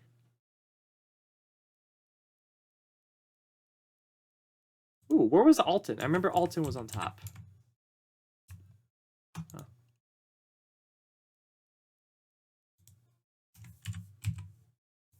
Oh, he's gone. Oh, I don't know where they went, but it's odd that they're suddenly gone. All right, anyway. Coming back. 12 games, here we go. Kuzubov versus Martin. Oh, this is a game I wanted to see for a long time. All right, so we have the Sicilian defense. Let's go. I've been working on Sicilian lately, and definitely is a good opening to learn.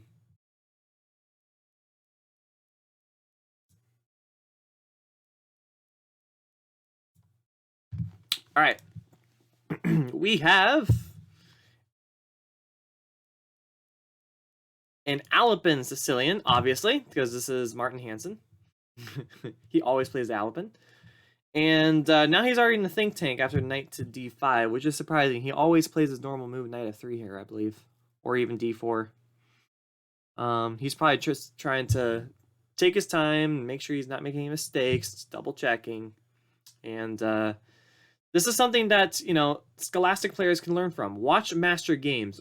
And even though they play the move all the time, every single game, sometimes they just stop and double check. Just be like, do I have a moment of inspiration to do something else? Or am I in the right mindset to play this move right now? Am I ready to go into the battle? You better be ready before you make your move. Okay, so what goes on in this type of structure? I don't even know anymore. I don't play this kind of Sicilian. So there's an open D file, there's a half open C file for black and a half open E file for white, and now there's an open C file for black. So I'm expecting rook to C8 at some stage, D6 as well. G6 not so much because it kind of makes the bishop look kind of silly on the square. Queen F3, interesting. Trying to eye down the B7 pawn.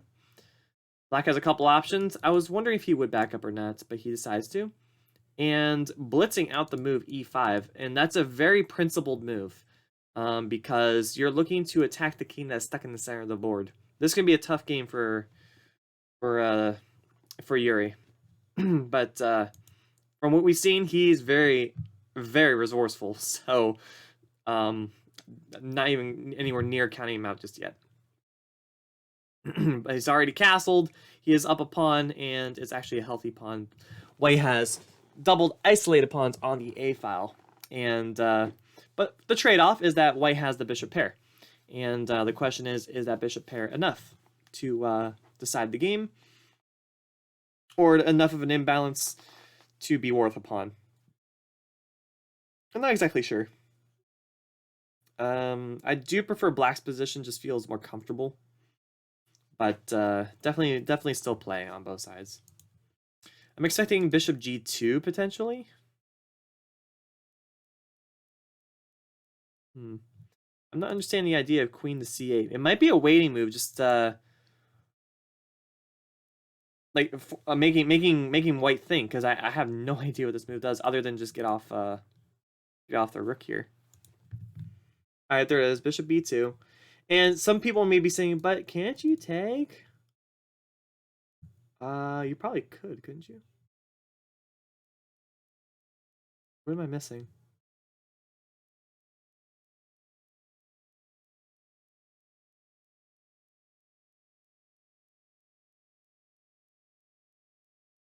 Doesn't that win material? Huh. I could have swore that bishop takes wins material, does it not? Unless he's looking at... No, he's not. I don't know. I could have won material, could not have. I'm not a computer, so I wouldn't know. But yeah. That was not what I was expecting.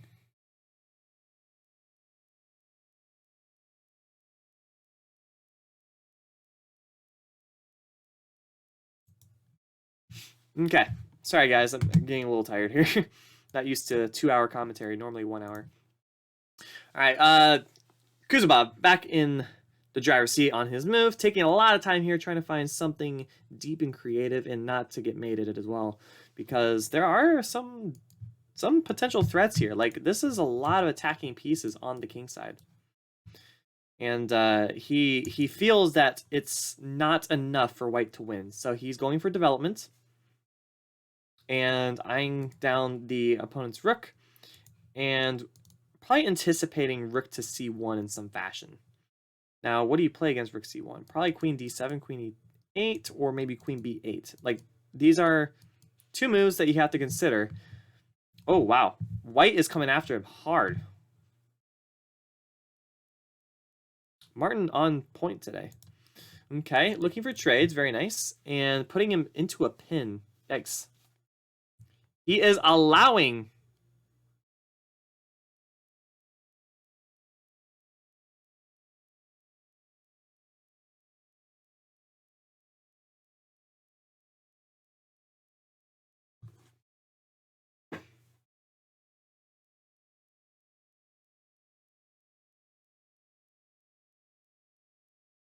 I am...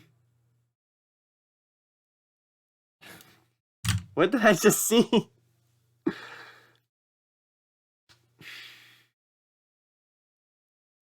I don't have commentary for that. I have no idea what just happened. Was it just a misunderstanding of the tactics? Yeah, that's what I want to know. I can't even commentate anymore because it's such an imbalance, and I'm just kind of like stunned. White doing excellent to bust up in Black King right now. That was so unexpected. I'm getting phone calls. Sorry. Let me go ahead and hang that up.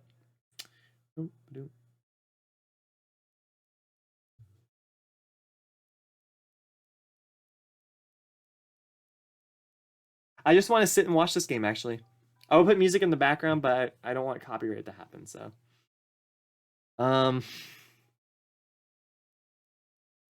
Botez Gambit. There you go, Mikey. Botez Gambit. Or maybe he thinks he can get away with it. I don't think so, though.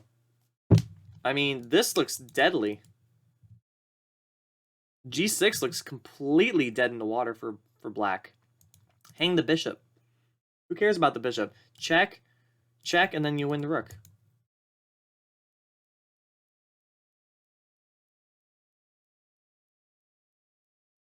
I can't even. I can't even. All right.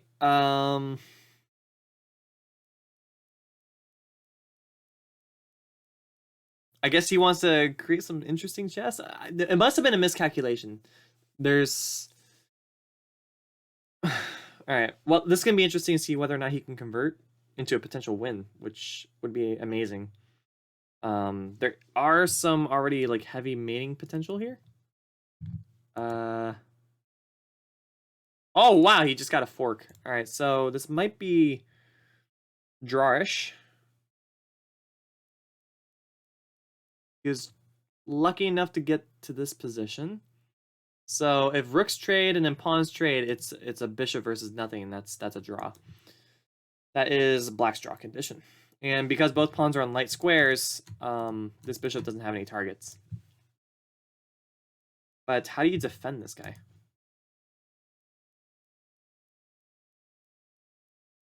Because Martin's tough when he's up a pawn, but right now he's up a bishop.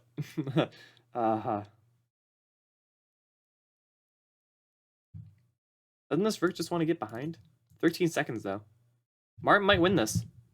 That'd be one upset. Wow.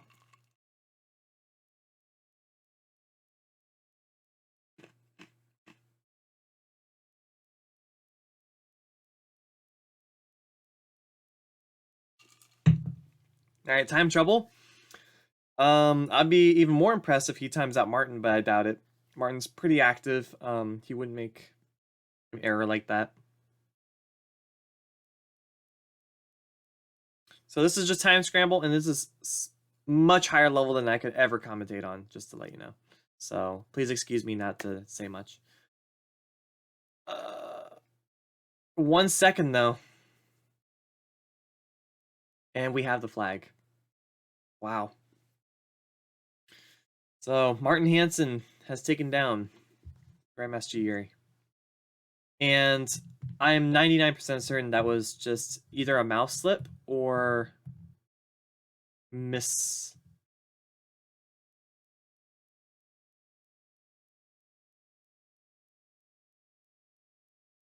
I can't explain this. I have to see. Like, is there something deeper that I didn't see?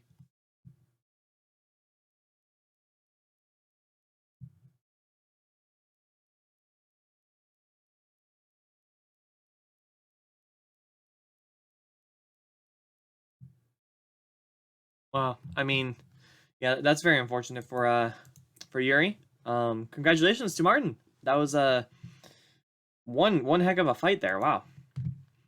All right, so we have a tie in first and second place now.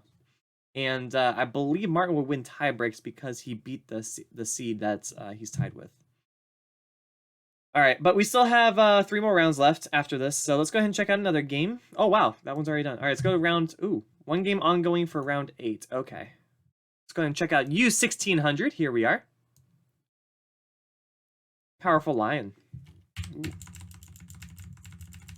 All right, we have the King's Indian.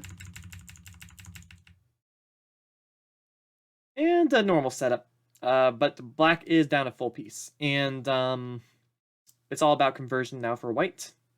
Is he going to do it correctly, though, is the question. All right, my first thought, bishop, bishop, take the knight, and then checkmate. Or just win material. He doesn't go for that. Well, it could work this way, too. So, my idea was, how do I get my rook here? And that's how I got this idea. Chess is a game of ideas. Helps you remember, helps you plan. And tactics are to avoid problems. So knight e4 would be a good move, potentially hopping into the square. Right back there, not so much. It does hold on to the pawn, but at least here it feels like you have more prospects of hopping in and being annoying.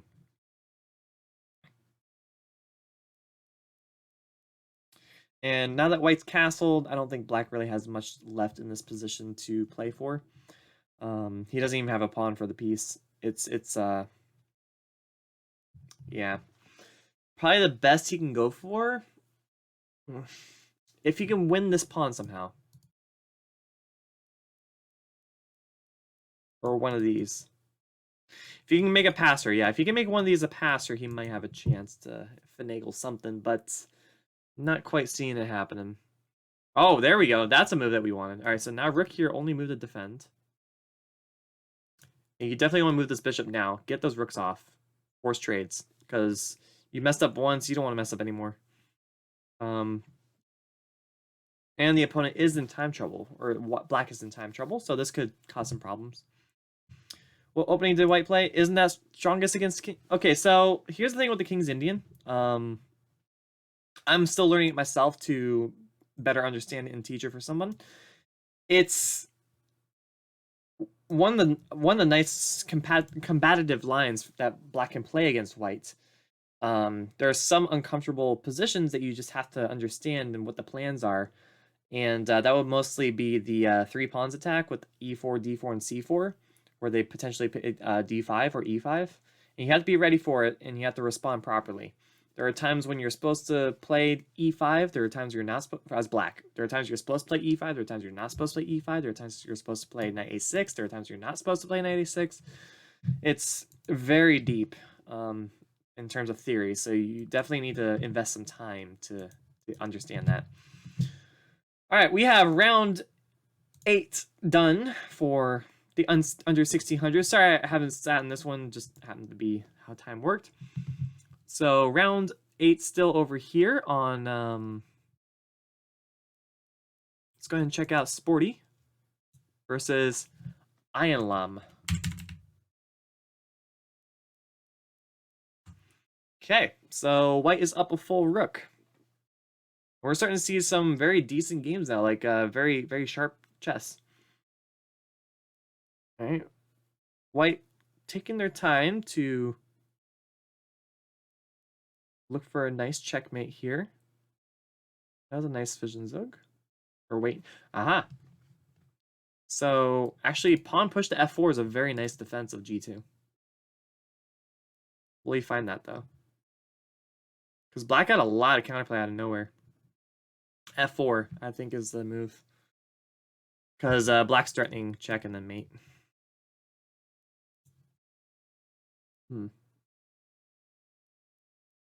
Didn't find it. It's mate and 2 now.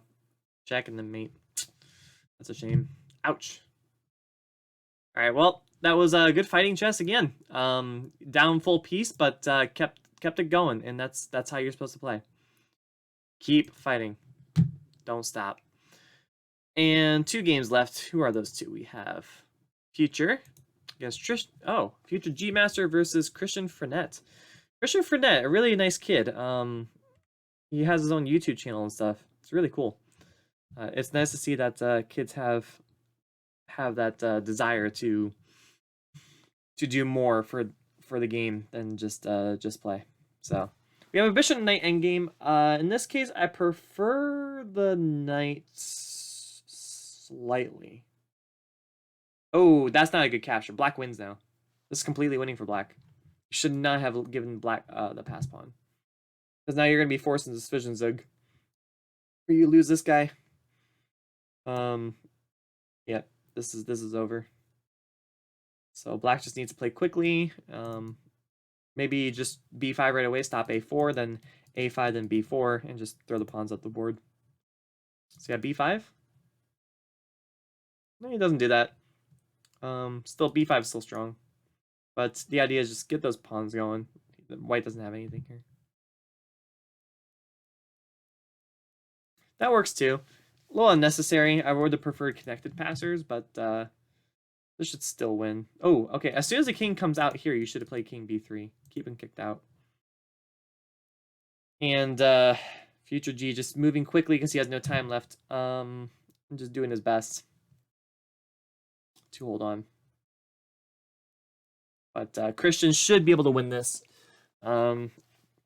He won one of our Scholastic prizes, which was a free chess lesson, and I was able to teach him once, and he's actually a very bright kid, and he knows a lot about the game already, so he should be able to win this position no problem. And he does on time. Let's go. He would have won in position as well. All right, last round 9 for the Scholastic section. All right, let's go ahead and see who we get for pairings here. And just before round 9 ends, I'm going to take one quick break to give all my energy into round 10 for the open section, because I want to see the top game. All right, so it looks like these two guys are going to be fighting for first place, and that means this round is going to be very important. Actually, next 2 rounds. Both rounds are going to be super important, especially since Sporty has the tiebreak win. So that's based on Lee chess standards. I think that would also be true because I think Sporty beat Rian. Yeah, he did. So that means he would win tiebreaks regardless against Rian. So Rian would, for sure, no matter what, have to win both games. Sporty. I wonder who they get paired against though. Bichita. Who'd you get paired against? You both have played them. I'm just trying to guess a pairing here. One of them is probably going to play Amelia. Or Christian. That's my assumption. Let's see what Lee Chess decides to do for pairings. All right, hopping back over to the top board. We have Yuri versus Liquor Mark, who's also streaming. And going through real quick. Okay, I was just seeing if there's anything interesting. Oh, and okay, just black simply resigns. Okay, well, Yuri back on top. And if Martin wins his game, he's still in the contention for tie breaks. Martin has an excellent position right now. Just feels completely cramped for black, for white, and white should be trading, and that's exactly what he does. And he's still offering more trades. When you feel cramped, when you feel squished, you feel like you're being attacked, try to trade out the attackers in the best way that you can. Yeah, everyone's doing well, honestly, from what I've seen so far.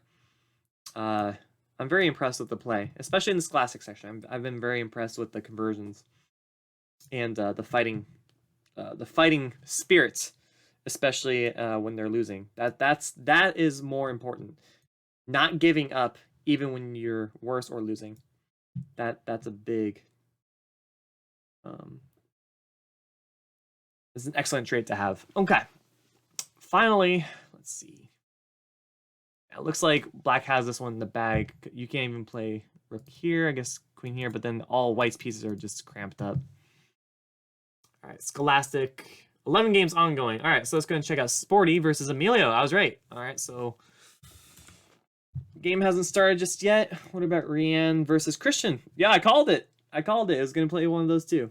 All right, so we have a Caro Khan by Christian. Okay. We have one of the more testing variations here by white with knight c3. I like this variation because it's pretty much forcing black to take. If you don't take, you're pretty much in a worse position. Knight e5 is a strong move, gaining space in the position. Knight has to go to d7 or back home, and then white just has easy play against black's position. He goes for it. Knight hopping in, not so good, because after knight takes, pawn takes, and then this pawn is kind of iffy to defend. You don't have to attack it right away. I like this idea, queen c2, potentially. But my idea would have been to attack this as fast as possible, not playing c3 right away. Because now this might be a little tricky to defend, to attack. What are the prizes? Excellent question. I like to know myself. One sec. Chess register. Bam. So on chess register, on the right-hand side, it will show you the prizes. So I'll see if I can throw that in the chat for you guys. Bam. So, and bam. There you go. Hopefully that helps. All right, let's go ahead and switch on back.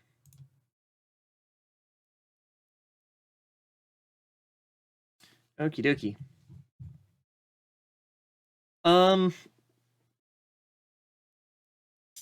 It's gonna be a tight game. I can really feel it. I think Christian's gonna give Rian a really tough game in regards to solidity.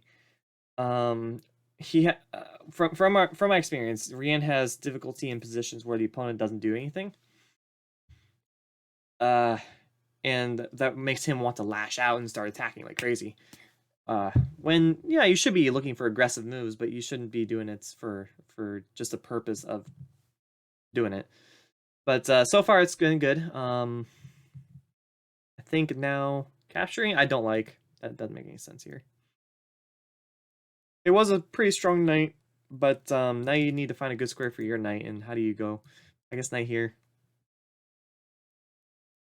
Why is there an under 1600 and an open section? So open section allows anybody of all ratings to play. Under 1600 is only under 1600 level.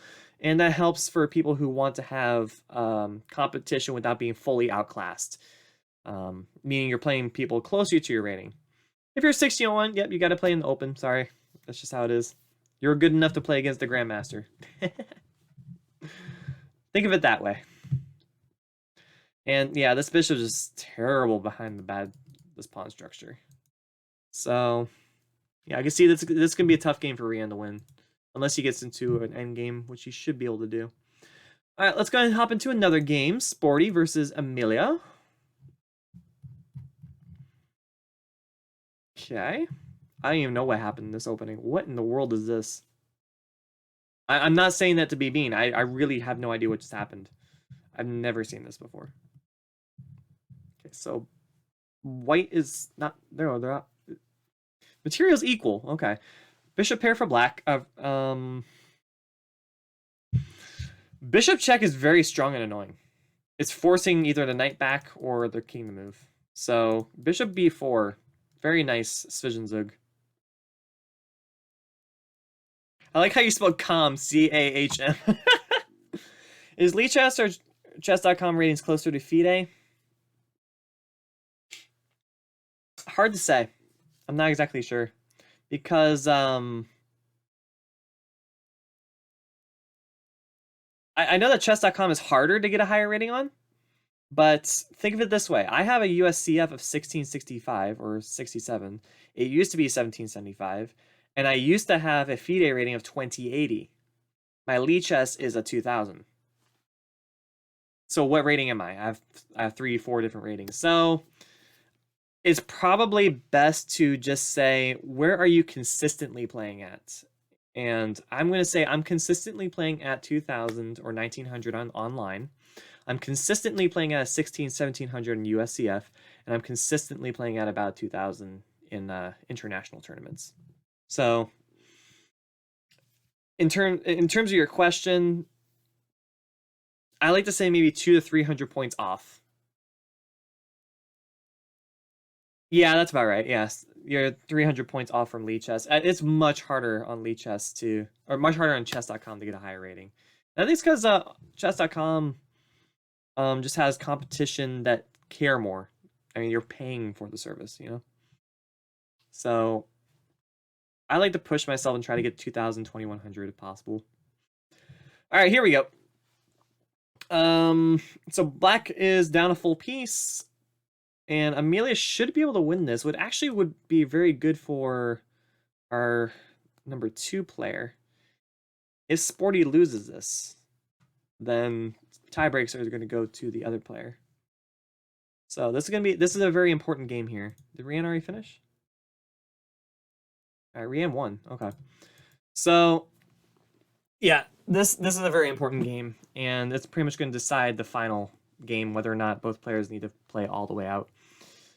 Actually, it should be playing the last round anyway, all the way out, because regardless of this result, Sporty still needs to win the next game, and Rian still needs to win that next game. Sporty is in tiebreak, has a tiebreak advantage. So, because he beat Rian. By the way, I'd like to know, Sporty is Alton, and I'm assuming Alton is the Altons from the West Coast, their son or something similar, or maybe because they're very good. They are very good, and they're still fighting on. And we've seen this before. He fought on before when he was losing, and he's still fighting on even when he's down a full piece. And he slows down dramatically too, which means he's taking his time, which is exactly what you should be doing when you're losing. You should not speed up. You should definitely slow down. Is it gonna be a draw? That'd be interesting. All right, Queen. I'm expecting Queen D2 to stop any drawing chances.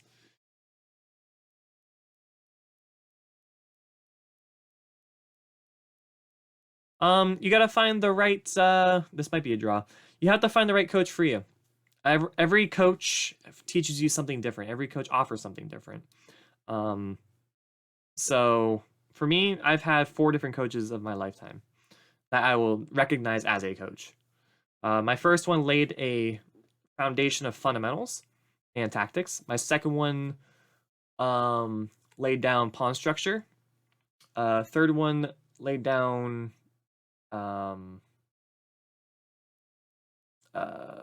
end game and middle game planning, and then finally my current one, who is the tournament director, he's been hammering into me all the mental game and openings. So you learn something different for every coach, and you have to find what works for you. All right, finally he gets that rook off the board, and now black is actually technically slightly better, but white should be able to still hold on to this. I would have played maybe queen c2 to stop the queen from getting back into the game, because now queen has queen c1. Queen d2 would have been very good, because then the queen only has 1 square. I'm sorry. I'm so sorry. I'm sorry. I didn't see the h2 was hanging. So queen takes h2 is a good move. Time trouble both sides, especially Amelia. So let's see what happens here. All right, defending the mate. That was the only move that made any sense. He's got to play quickly. No time left. He's taking anyway. Wow. He gets the rook. Oh, and then bishop check. Wow. Bishop check, and then you can maybe pick up the rook. And then there's king here. Then queen check. Oh, that could have been winning. Oh, it was so close. All right, queen down. Hitting the rook. Ooh, I don't know about that one. Oh, I don't know about that one. The queen is now back into the action. Queen here. Gotta play quick. All right. Oh, and the bishop falls. Yikes. Look at this comeback. That came out of nowhere. Mate in 1. There are 2 mate in 1s there. Sporty showing that you should never give up. All right, guys. So I'm going to take one final break so that I can give my full energy here to the open section. There are 10 games going, and I'm going to put on our top player, or at least our number 1 at the moment. And that is Dan the Man. So I will be right back. Give me about 3 minutes. Let's see.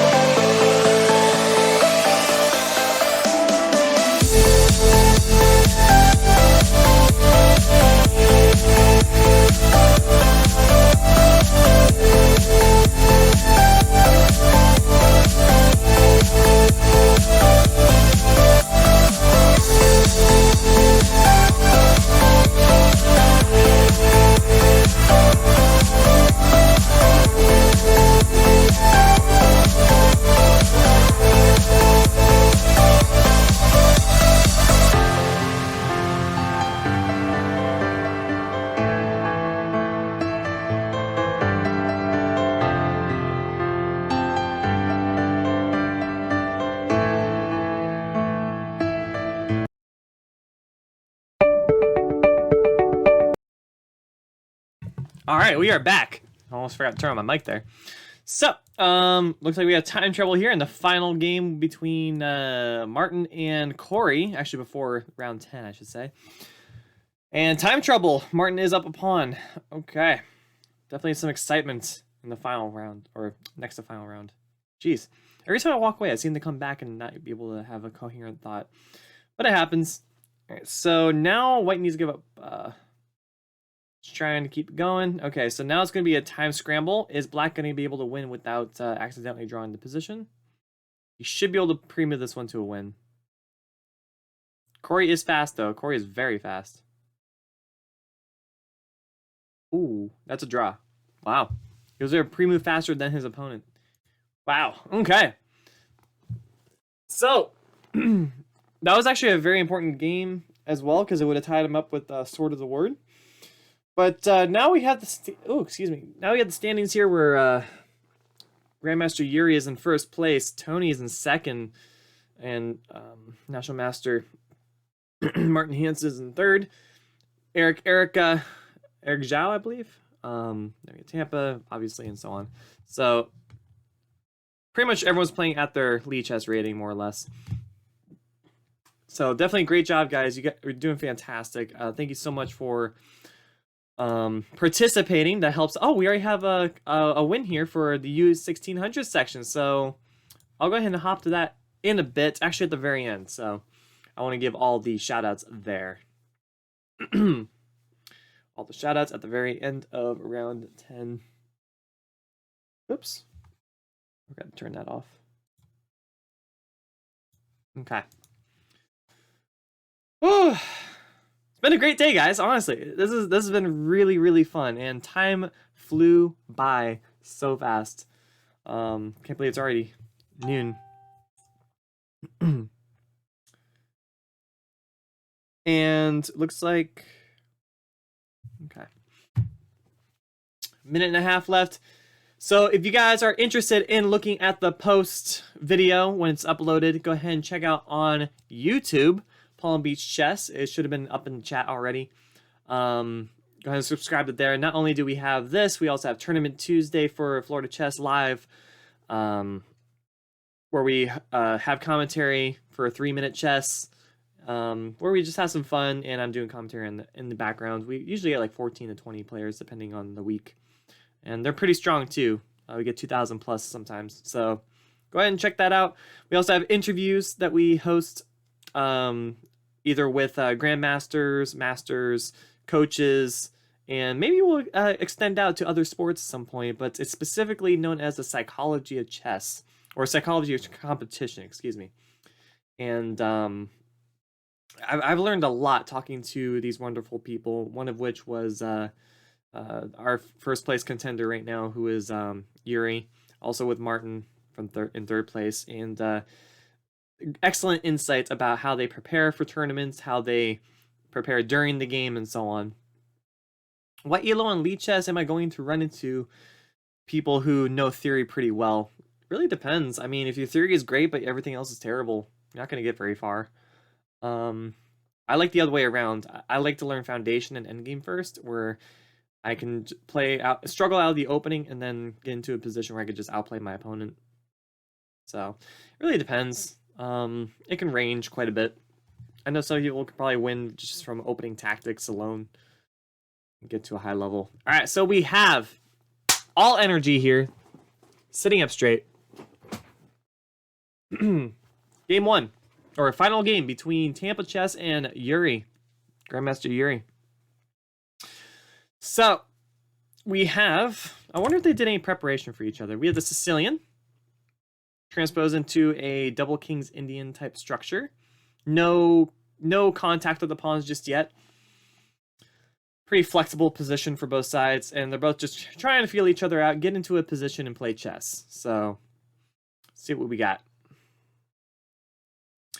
So Black's going to be looking to castle soon. The question is, when should he castle, if at all, and in which direction? Because White has a lot of pieces in this area of the board. F4, F5 may be a possibility, and the queen could be coming in to help out the bishop to push on H6. So a lot of potential for an attack on the king side. There it is, F4. So maybe what black will be looking to castle queenside with maybe these ideas, but or maybe even sit in the center. Not exactly sure. But normally when getting attacked and opponents getting space, you'd be looking for trades. And he may be looking to do piece trades in the second. All right, so yeah, bishop d2 or d7, get a piece off the back rank.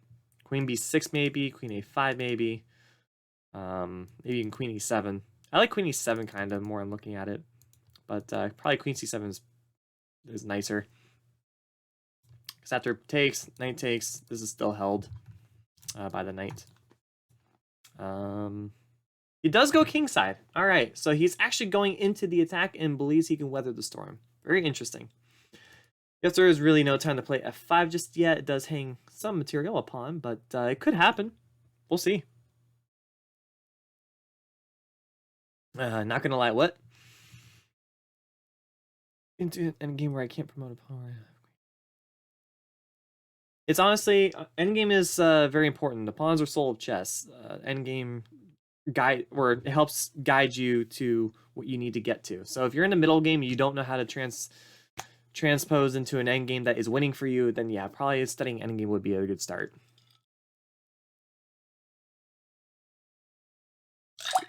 YouTube has great stuff, especially for openings. Brian is a openings expert, so writes a lot of books on them. This is not a stream to give advertisements, but just kind of throwing that out there as part of the conversation. Okay, so black is now up a pawn. It's not the healthiest of a pawn. It's going to be doubled, unless he takes with the bishop, which there actually may be ideas of sacking the exchange here, which is why he was thinking, is sacking exchange bad or good? And white is now thinking whether or not to sack the exchange as well. That could be pretty good because black's wall is completely dead.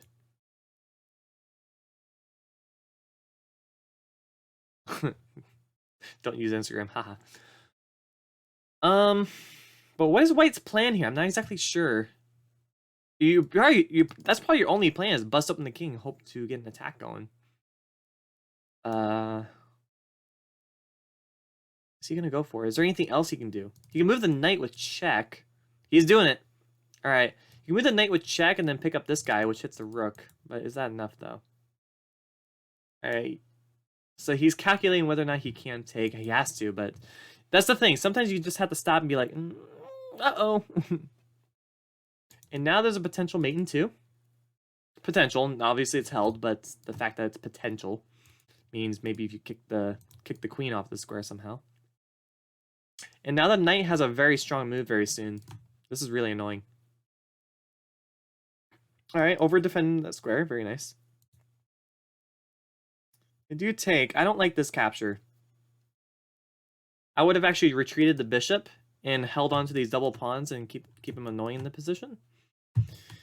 Because black made a concession with f6 and then started attacking on the light squares. But that's not what happened, so...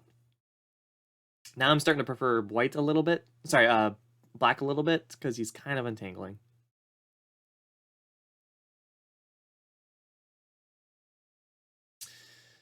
I'm expecting him to start eyeing down this diagonal very soon. Not exactly sure how.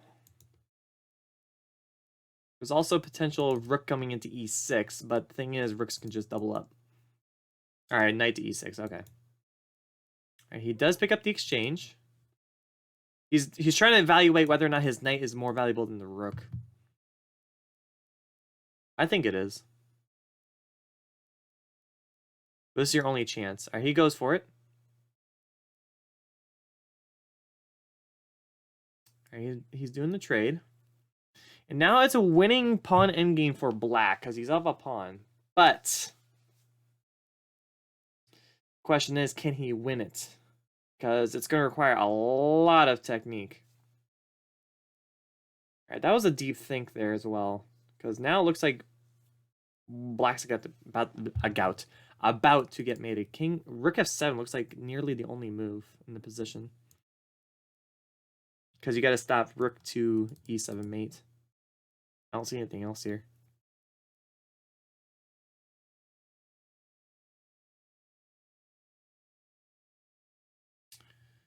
Rook check is held by the queen, so he's just barely holding on right now. And that rook sacrifice is very interesting, and that's something I would have done immediately as well in a blitz game.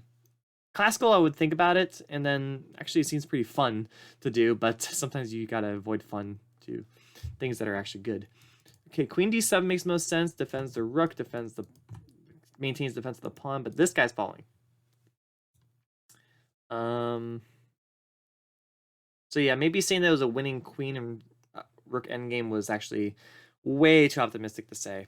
If black is able to defend, it could be a draw. Well, I'm calling the GM moves right now. That's good. Makes me feel good.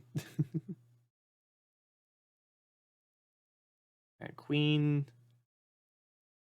And now white's up the pawn. If they... Oh, I'm sorry. It's held by a queen. I thought they could take here, but no. Right. Now offering the queen exchange on the f7 if they take. And hoping that he can grovel long enough in the position.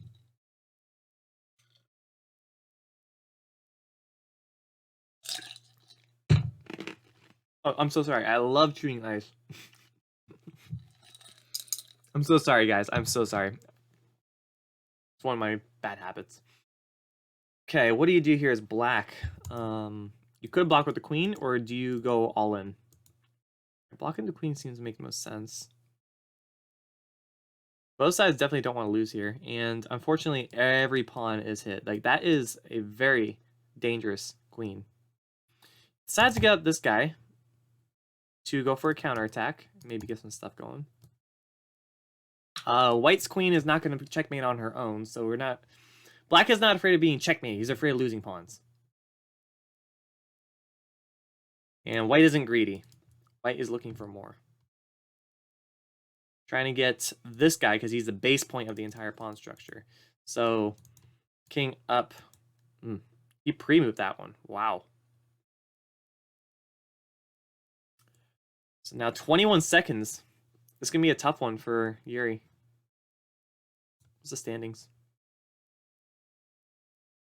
Alright, so even if... Actually, if Yuri loses this one and Tony gets a win, Tony will be our Blitz State champion.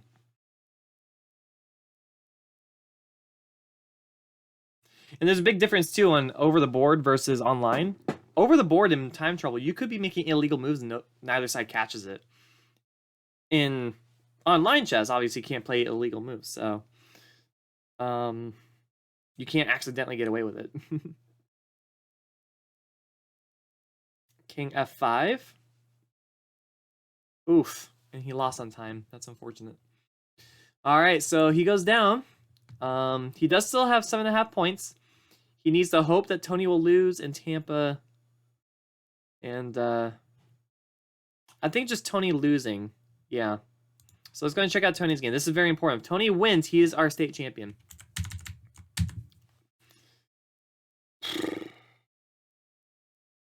Tony's getting mated, though. Oh, wow. Very close. That means that was it. I don't think there's any more chances up there. So let's go ahead and check out the final game here for the open section, just to clean it up. And we have rook versus not enough, and it looks like it's going to be a mating idea. GG. So, yep. And... he goes down. And, oh, we still have one more game? We do have one more game. Who is it? Oh, Sammy. It's these two guys. Oh, and it's a draw. Of course. I knew it was going to be a draw with those two. Oh, that's funny. Is it? They're over, right? My standings are not updating for some reason. Oh, there we are. All right, here we go, guys. And we have... our Florida Open Blitz State Champion, Grandmaster Yuri Kuzubov. Hopefully I didn't pronounce the name wrong. And in second place, we have Tony Burris. Congratulations to you. And in third, we have Erica. I'm not exactly sure who that is. I want to assume it's Eric Zhao. So if I'm wrong, please correct me. Congratulations to all three of you. If there is a tiebreak system, I'm sure Brian will take care of that, because this may not be correct in terms of U.S. chess standards. But for now, this is the standings. Congratulations to you guys, and great job everyone for your participation. And just going through the standings real quick so you guys can see. This is everyone. There you are. So now let's go ahead and hop into the under 1600 section. In first place, we have Tebow Baker, who I saw a shout out somewhere in the chat. Congratulations to you, getting 7 points. Filisov, who started very strong with a win, and then was able to bounce back a couple times, each loss that he had. So second place. And then Twin Carlos in third. Great job to all of you as well. Here are the top 10. Just so you guys have it on screen. Good to go. And then finally, we have our Scholastic Blitz champion, Sporty, who is James Alton. Congratulations to you. Second place, Rian. And then third place, BB Cheetah. These two guys as well have a tie, but the tie break goes to James because they actually played each other and James won that game. So there we are. There you have it, guys. This is the top 10, 20, and 24. So I just want to go ahead and end this on a note. I want to give another huge thank you to Brian Tillis for setting up the Florida State Blitz Championship. Again, this could not have been possible without him and his initiative to do so. Also, I want to give a huge shout out to Kevin Pryor, who was also helping Brian alongside with the proctoring, checking out the Zoom, make sure that everything's going smooth, no problems. And to everyone else as well, to you who are Florida Chess Association members, for being a part of this, being a part of the stream. If you or your children are playing in this, thank you very much for your participation. We really appreciate it, and we really hope to do this again and maybe have larger numbers, run even smoother next time. Maybe we can get a second commentator. You know, who knows? Anything is possible, especially with the modern age. Anyway, I'm going to go ahead and head off. Guys, have a great weekend, a great evening, and we'll have this on YouTube probably within the week or so. So have a good one. Bye.